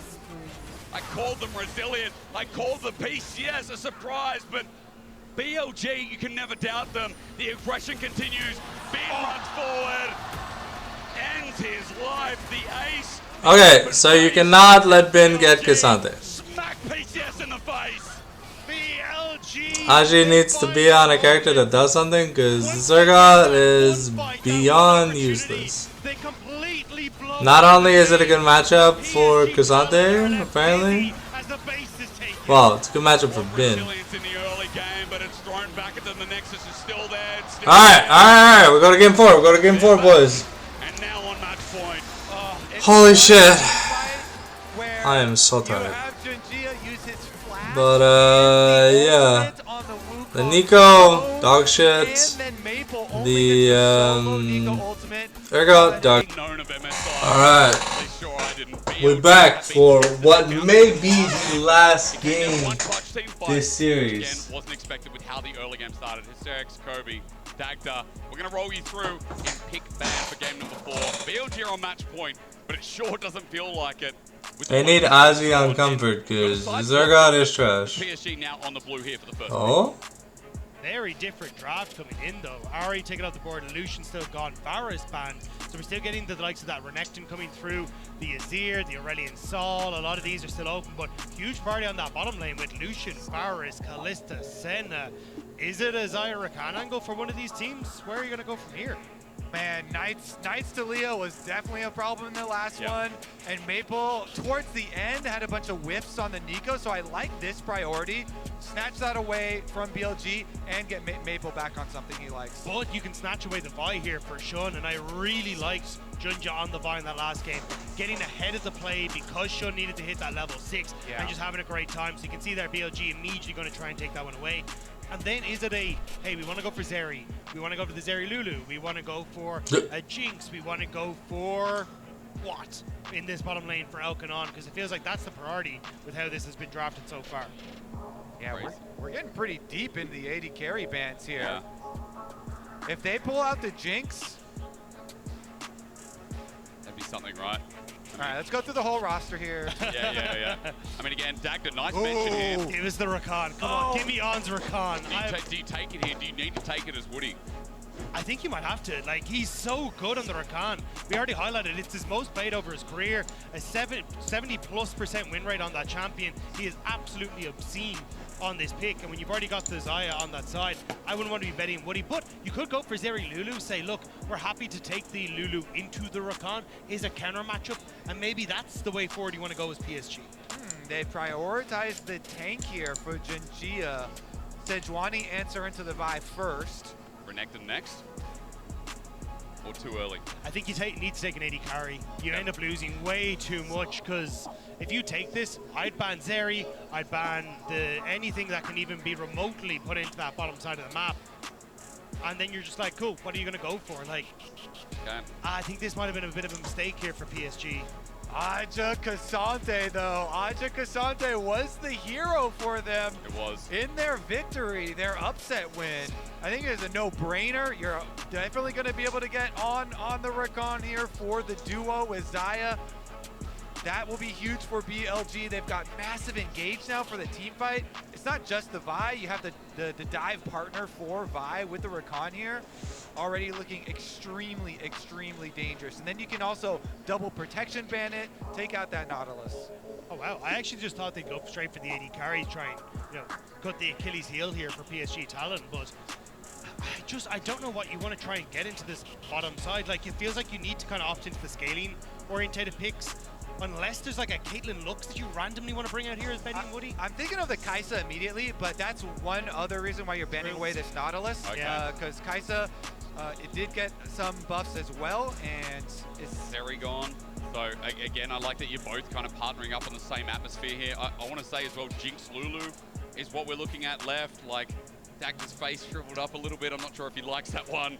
It's just you are heavily on the scaling then, because you will get counter pick here for Finn, give him a good matchup on top side. Right. You hard lose the bot lane, and as well then, we could end up seeing Nitrous go for something like the Aurelion Sol if it's not banned away here into that matchup in the mid lane as well. So I think you're in a pretty good spot here as BLG. If they end up going for the Jinx, you just have Alright, can we see something special? Knight Syndra or something? Nine is Okay. a player. I'm sure the audience knows that everyone at home, it was always to pinch away the pull from Cream, especially in that finals. Knight historically does not play Azir. This is like one of the first splits that we've seen him actually go onto it. I will say though, he did get better on He the did, champion definitely did. as playoffs went down. Not a tough thing to do with some of the plays he was making, but certainly something that he has been working on. So not fully surprised to see him bring it out here. But again, this is where we got to see what is your answer in the bottom side, because Ezreal may not be the worst. Okay, there we go, yeah. Actually, I don't mind this in the long run now. Yeah. And is Woody gonna, I mean, something like a Bard here could be sick for Dagny, you're PSG. cooking. You're cooking, man. I love it. Ashe as well still up and available if we get a bit of range added to this 2v2. Yeah, the double poke lane here, the volleys and the mystic shots. Okay, we get this. We finally get the lock-in. Oh. They finally pull the trigger. The Vayne that has been hovered all series long finally locked in here. For Gigabin in the top lane into the Cassante. For the first ever time Really? on the competitive scene, we are going to see the Vayne locked in here for Bin. Whoa. This is sick.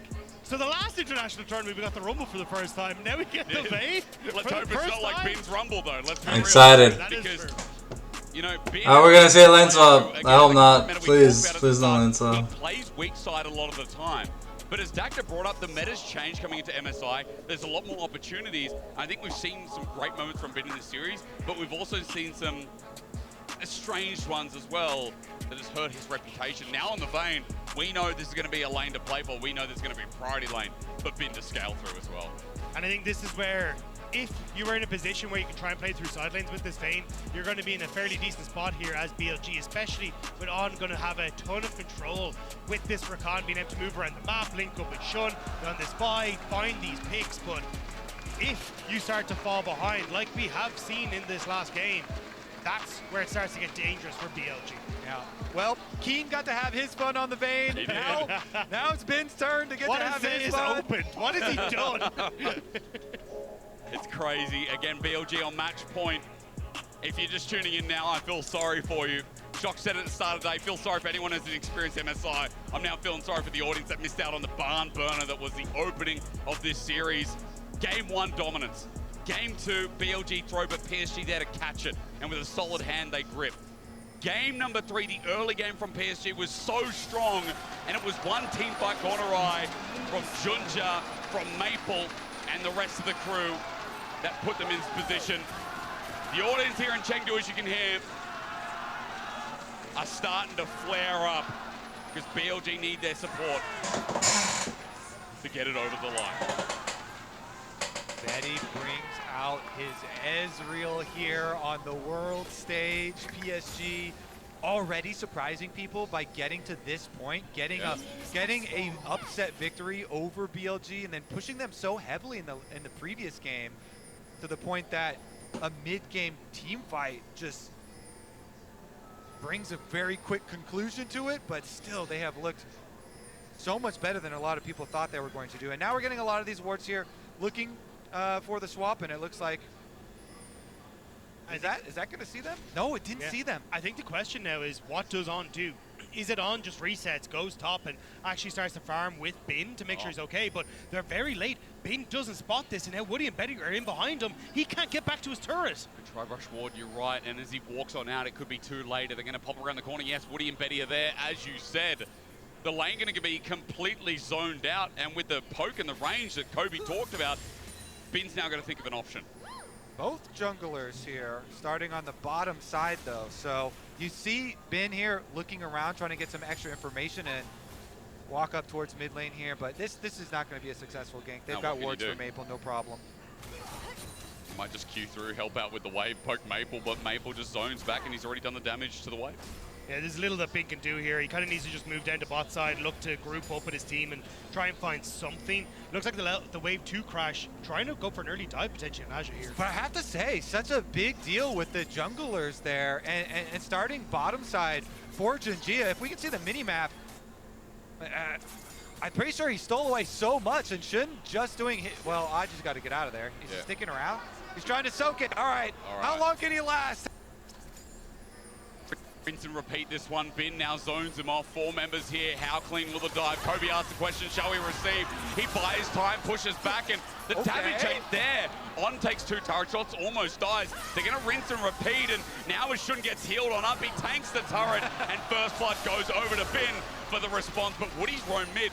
Knight's in a bit of trouble. He's going to be flared up, slowed down, autos through. Knight holds onto the flash, importantly, but Betty gets the turret plate. And I gotta bring it back to jungle here with the camps available, because it's gonna be 4 people pushing on bottom. Yep. But Shun's not gonna have any camps available since, as I said, Gia started on his bottom side, took all the camps, and then went up, crossed over to red quadrant of BLG. Just back for some more experience. And they've all shared the turret plating, so yes, more turret plating spot, but I think Betty's solo turret plating top. And now you've got Woody down on this bottom side to make sure Aja can get this massive wave, whereas Bin, he's not going to be able to get it. It's Knight who TPs into the top lane to try and collect that. So the Vayne going to reset now, more than likely try and move into mid, but you've already lost that wave. So BLG, they lose out on the jungle camps, they lose out on the wave experience and the wave collections, and PSG Talon are setting themselves up nicely. They certainly are. Flirting over the course of the tournament here. Yeah. Now with a very strong opening for themselves. Shun, after his Scuttle Crab, is going to look mid just because you don't have anything else to do, but it might work. Man, I mean, Maple might have to flash. Here we go. Bolt breaker in. Maple doesn't time it. Instead, it's on. Who gets a knock up? Almost turns into a bad one. The seismic shot back doesn't do what Kobe said. Now Woody here trying to get a trade, but Maple has to back away, and he just teleported in. Oh yeah, close to tower there, trying to get some chunk damage right as they had the reset coming out too, and Woody walking up, looking for some extra punishment, but Maple no flash now on mid. Do you remember in game 1, Elk got solo killed by Arja? I believe it was game 1, where he was on Kalista and Arja just took him out. Maybe giving a bit of respect there as that bottom lane turns into 1v1 again with On moving down. Yeah, Bin is going to be relatively okay here in this top Maybe side. like I was going to say, yeah, he can get those silver bull procs, you're going to be fine. Betty going to look to try and play a range and go for the poke. Woody now on that top end, though, is a little bit dangerous, which is why Bin, not really sure what he's supposed to be doing. Looking for the reset here, but that could be another wave lost to the tower here for BLG. Bin has to run it into lane. He's got Ghost, remember, not TP. Meanwhile, Jinjia, because he was able to clear so many camps, still hasn't reset to go purchase. He's hovering here to make sure Aja's going to be able to soak the rest of the experience, but taking his own Krugs again on respawn and coming back out with a full Bomby Cinder advantage over Shun. Your point hits hard, 44 to 24 CS. I'm glad you mentioned it, Kobe, and tracked this early game because that's big. But the other one is Aja, level 5 to Bin's level 3. Oh, He's yeah. now losing more CS to the top lane. He can't sit under turret solo. So Aja soaks one wave, just now TP's back in, gets to soak another wave, and Bin is homeless. He doesn't have a job right now. There's nothing he can do on the map. Just running around, headless chicken, or rather, after top gets pushed on out and more plates go down, Bin helps out with the dragon and then goes to return to his adventure in the bottom side. And remember, all that turret plating shared, Betty and Woody are absorbing so much themselves. 3 plates now for this top side. But Aja is going to hit level 6, Yep. have Ghost, and Bin is just going to lose his mind because there's nothing he can do about it. Especially, yes, he got the early kill, but Aja has been able to get the CS, get the gold. He's able to answer for a lot of that. I'm going to try and stop the resets here, see if he can do something, but this is a disaster for BLG. Jinjia looking for some Raptors here as well. But Knight in mid lane going to come back the same time that Shun is able to collect those. I mean, if that one had gone stolen away too, that would be level 6 for the Sejuani. Yeah. So very, very good that Shun at least is able to get his own Raptors, but still probably should be Scuttle Crab there for the Sedge. Level 6 acquired off of leeching from mid. Elkin on, finally going to have the push top side. Remember, people at home, they're going to be looking at this be like, yeah, PSG don't have much of a gold lead, but remember where the gold went on BLG. Remember what PSG are doing here. And remember the jungle advantage. Junjin now level 6, as you mentioned. Shun is getting stoned away. Yeah, they can definitely force him off, and they do both have Smite. If he wins the Smite as well and continue to starve this Vi, oh man, I really want to see that story there, because the Ashe moves up to scare him as well. Yeah, Shun didn't even smite. Never got a chance to get into position, and Aja goes to the top lane to make sure he's able to pick up this wave, whereas Bin just kind of stuck here. Wave is pushing out from him. He can't do anything. He can't, and there's a level 6 Sejuani here. Just walks into Brush. He's like, hang on a minute. Ward's down. Junja holds on to the ulti, but Ben ghosted off that as well. He's scared. He's trying to kite and condemn down, but Permafrost Glacial Prison. Two-shot barrage. Woody's range in, he flashes, gets the kill, and Ben is down. The true shot barrage from downtown is the extra little bit of damage that they need, and Woody flashes in to finish it. PSG, the lane swap, it's beautiful for them. And sometimes we talk about play-ins giving you a buff. Yeah. The fact you get these games under your belt, you get the practice, and PSG are a well-oiled machine when it comes to these lane swaps. And BLG, they don't look ready for this whatsoever. It's like, welcome to the MSI meta. And it's really highlighting adaptation, because PSG did not come in as a well-oiled machine with lane swaps. It was definitely looking rough for them, but they improved on it. They practiced it. Am I allowed to say Raja Koalas because the LCO were in this region? Am I allowed to attach to that? You're allowed. I think people at home, it's late for Australians, but I think for the LJL alike, remember, all under the banner of their playoffs, the PCS is stepping up huge here today. It's an early game gold lead, and we talk about the state of the map being beneficial right now as well. Betty's having an insane series too. Let's not forget, but at least the BLG bottom lane is starting to push in Arja as they try and push in this bottom lane turret too. It's not just the fact that they have these experience leads for top and for jungle. It's that also, everybody knows, top laners on low economy, you would much rather have a low economy Cassante, especially in the hands of Arja after he had such a good game for PSG earlier in the series on it. And been here on the fasting Vayne gonna have a bit of a rough time as Arja's kind of low now. Is he gonna die? Close to Feathers Fly, Elk, overzealous. Arja gets out. The biggest problem I've had is that most of my games I've seen a low economy Vayne top, and I feel like I'm getting to see a very similar story here, as now Terrors will be traded on both sides of the map, but Void Grub's going to be spawning on the top half of the map sooner in favor of PSG talent. I don't think they want to stick around though. It's a 30-second time window, so they need to reset, come back into this bottom half of the map. So at the moment, I think Void Grubs will belong to BLG, but it's the Dragon that I'm most interested in, because that should go in favor of PSG.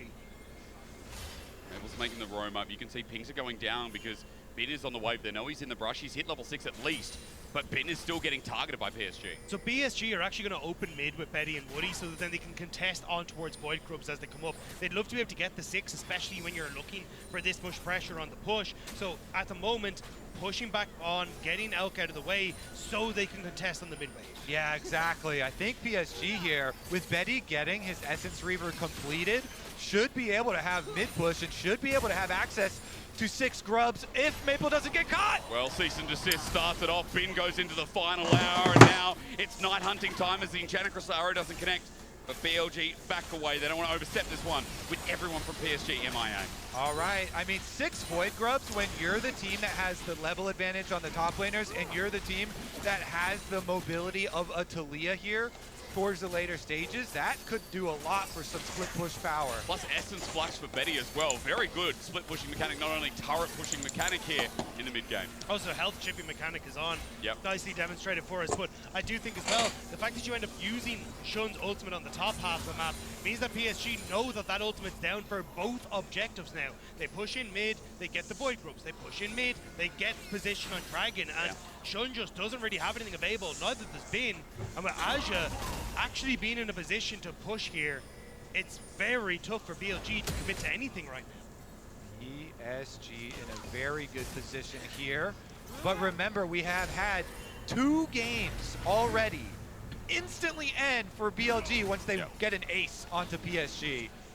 So we'll definitely still keep track of the possibility of those team fights. But PSG, I just have to say, they're racking up so many objectives, so many W's here in this game number 4. And if that team fight is going to go their way, it feels like it has to be Knight. He has the CS lead. You can see a 600 gold lead, 500 gold lead for himself there in the mid lane. But this is not a champion that we've seen Knight massively perform on. This is not the champion that we associate with Knight. Yes, he played it in playoffs, but it was not to the caliber that you expect from the BLG mid laner, from an MSI world champion, no less.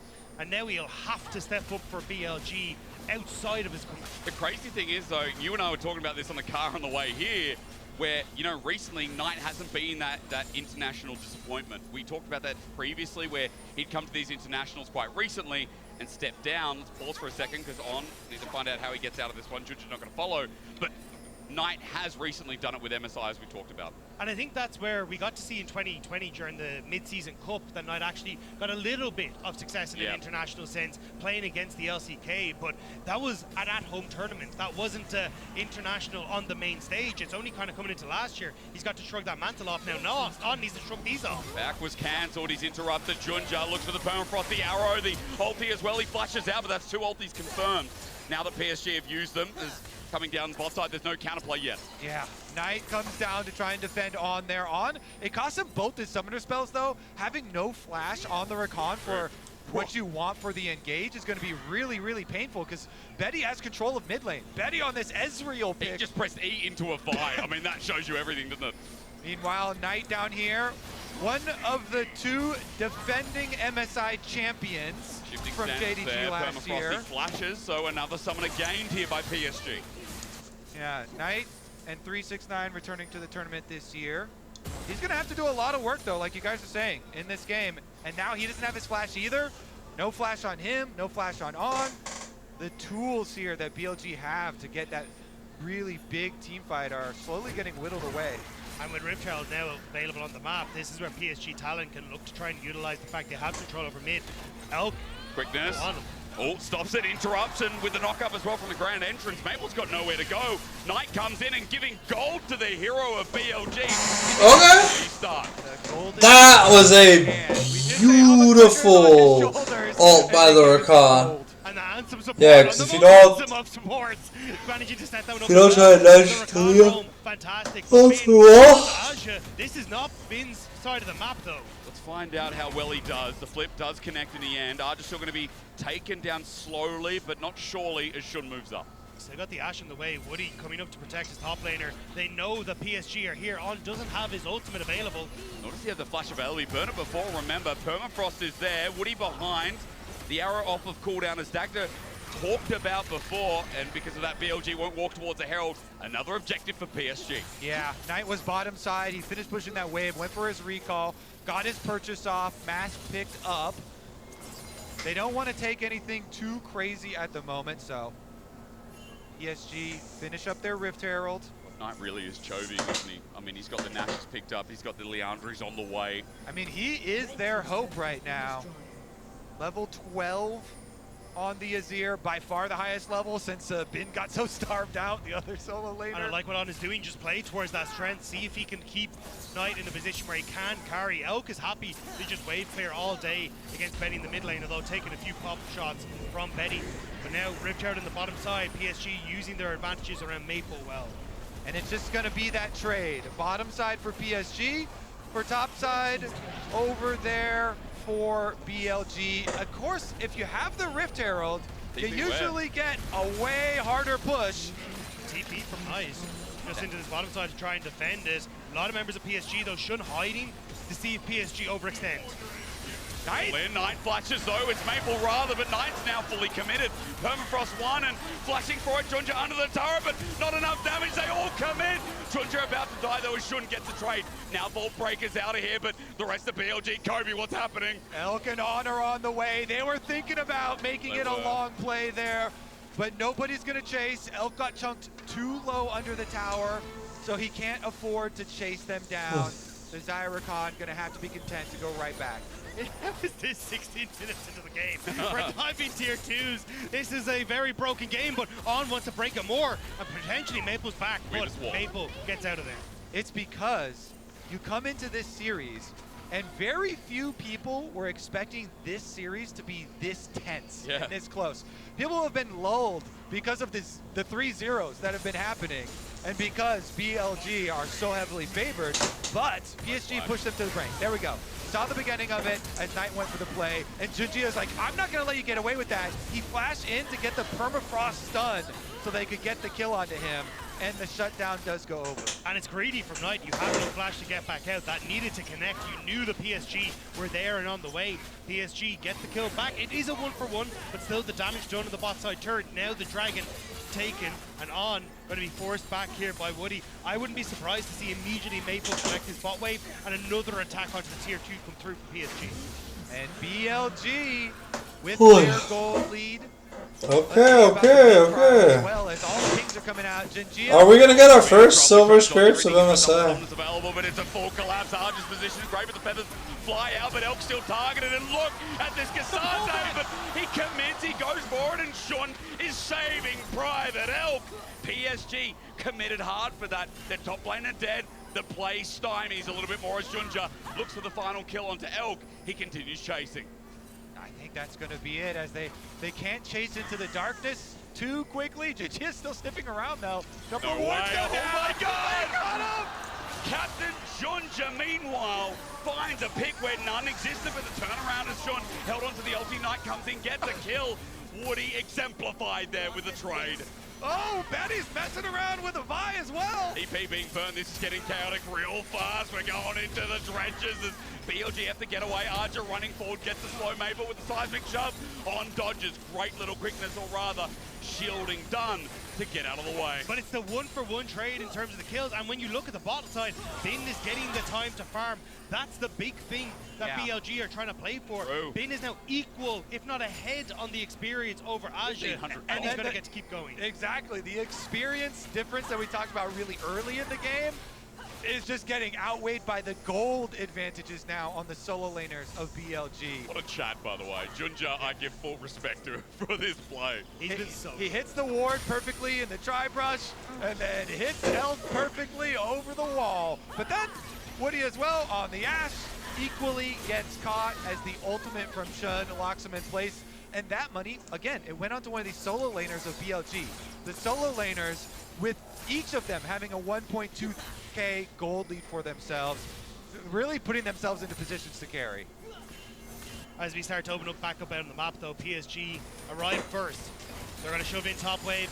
Dragon in just under 3 minutes time. Yep. They're going to start to set up vision on this top side with Baron about to spawn in just a couple of seconds. Won't take it immediately, but at least being able to set up this vision means that they can also threaten on towards the mid lane turret, but keep your eyes on. He's made his way into the bot side, warded up, and now hovering over the side. Flash available, can come in behind Betty when he least expects it. Muraman is here. You can see the two item. Ezreal does not want to get caught here. No bounty, but still, he's had such a good game. As On's positioning dagger, a really good highlight considering PSG moving up. There's still no ward down towards this bottom angle. Yeah, really smart stuff there from Betty and Woody. They're hovering up towards their team side of the map. They know the bottom side, that is the danger zone. That is BLG territory. Even though you don't have direct vision on them, you know that's their Double D's, here's the 2 items. Arrow. Elf, good dodge. Good dodge again. Playing with the hearts and minds. True Shot Rush still hurts like hell, but maybe Elk would have died, or at least pulled out a cleanse after that play. But this is the confidence Elk has been playing with.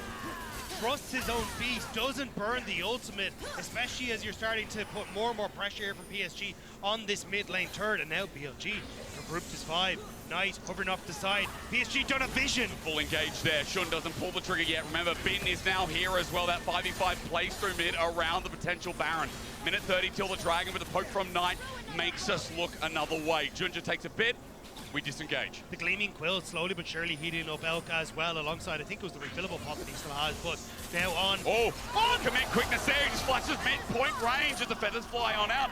BLG getting antsy. PSG got an advantage from that. It was kind of weird to watch the minimap too, because Knight was heading up to top lane to get that top wave, but then they have the engage mid and he heads right back. Weaver's Wall great, those zones on off. On doesn't get the knock up here as Knight hits on the side, but for PSG, they're so scattered. Health bars are good as under turret, they're trying to take it through as Spin zones on off, tries to take the fight himself, flashes away. It's the final hour, but not as you'd expect. Condemn out. Bin lucky to be alive. Somehow, some way. Everybody in this game is getting so antsy right now. They all come back to the A-Ramp mid, baby. I was getting TSM vibes from that, where it's bait. The second that Bin starts to move into position. But now BLG setting themselves up on this mid lane turret once more. The Dragon is just 30 seconds away, and everything has been burned at the flash on Ghost on Bin. The flash on Knight will have, and Elk will have their own summoner spells available, so at least that'll keep them safe. But on the opposite side, you can see everything is just being thrown at each other in this game.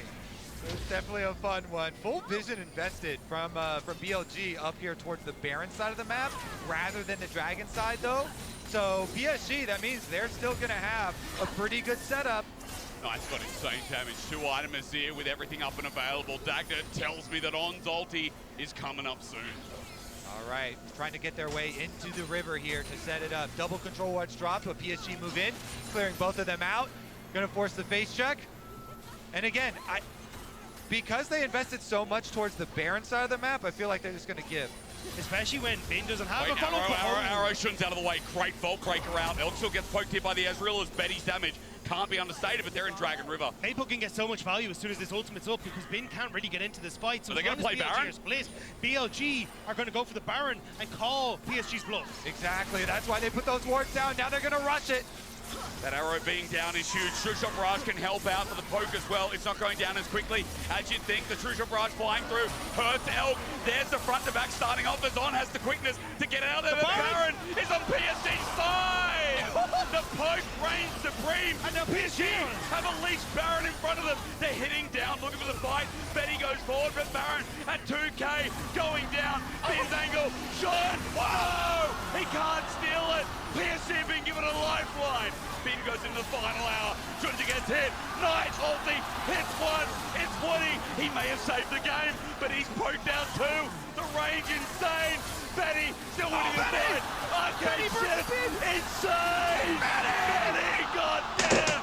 We're going to game 5, aren't we? Betty and Maple, they take over, and PSG are gonna destroy BLG. BLG come at PSG from every single angle. Can they end? They have to Wow, they can end. They had to land every shot. Well, that timer's at 20 seconds. Goes on. They have a And wave starts to move and... forward on. Watches Okay. the structures fall in his face. Oh my, that Baron was a death trap for BLG.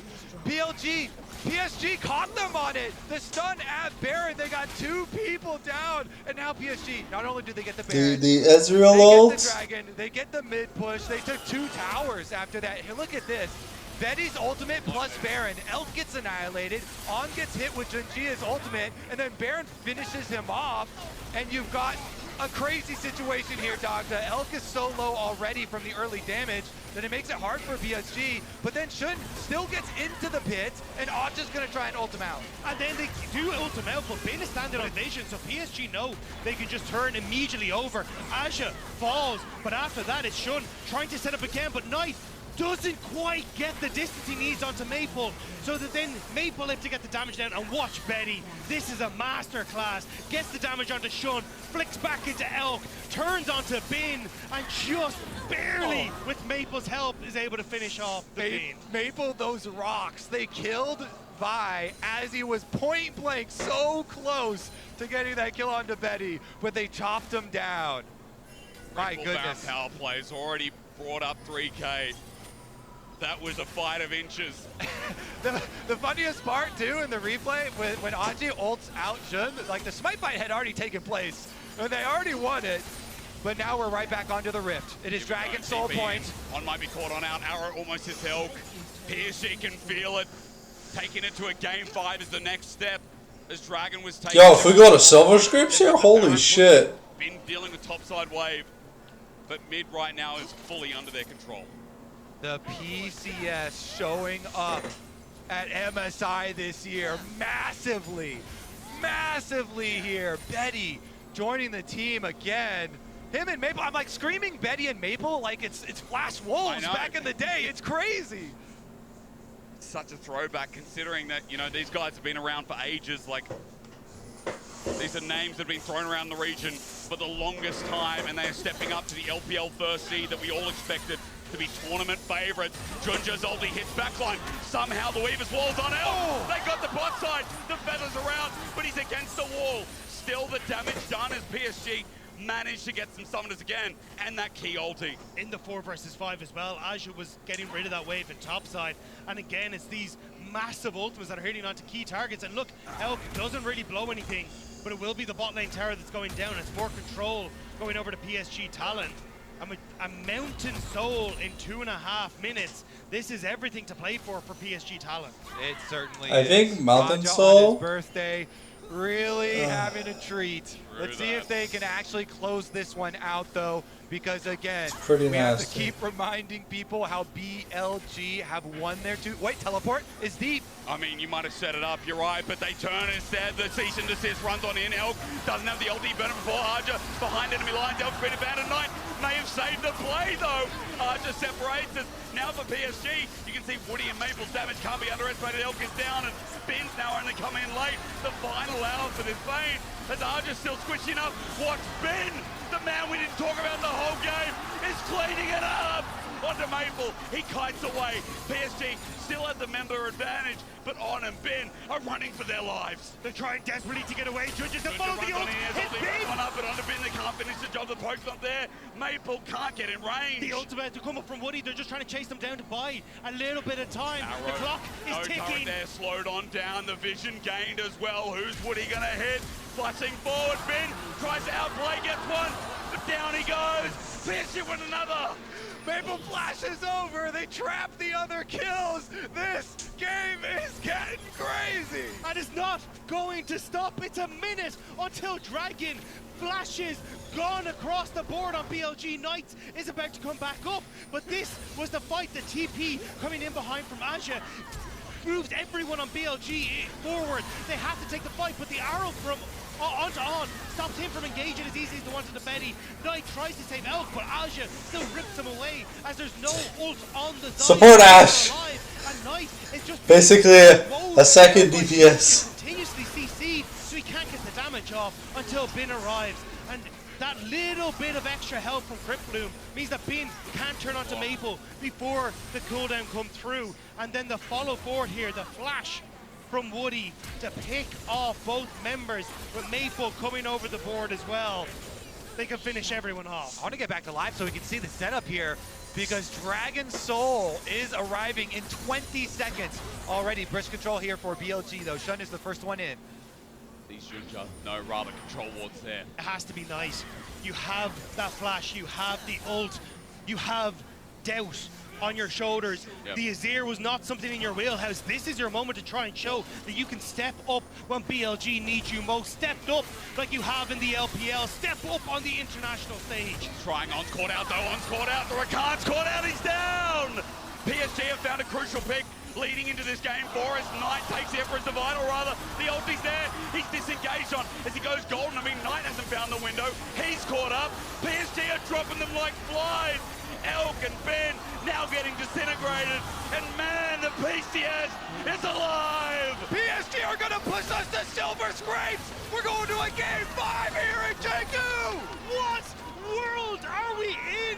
PSG Talon were doubted to get out of play-ins. They were doubted to be able to put up even a single game against the LPL first seed. Looks like it's game time. They push us the furthest distance possible. We all asked the question, who is the unknown? Who knew all along while taking us to a game number 5 that PSG are the unknown at MSI for 2024. Silver Scrapes, here we come.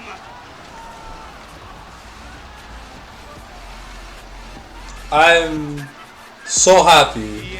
I don't sound excited, but you guys have to understand, I'm fighting the sleep demons. But when you think of this team, the history that they Crazy. had with the LPL, Maple had to watch Suning after he left, go to the All World right. Finals. Junja had to watch EDG leave him and win the So, World Finals. see you Now, guys they might after get to Silver take down Scrapes. the LPL first seed and get their revenge. Hell to the yeah. Man, I can't wait to go to bed. Yo, this game 5 better be a banger, yo. If it's just a stomp with like no qualms, I'll be very sad. I cannot believe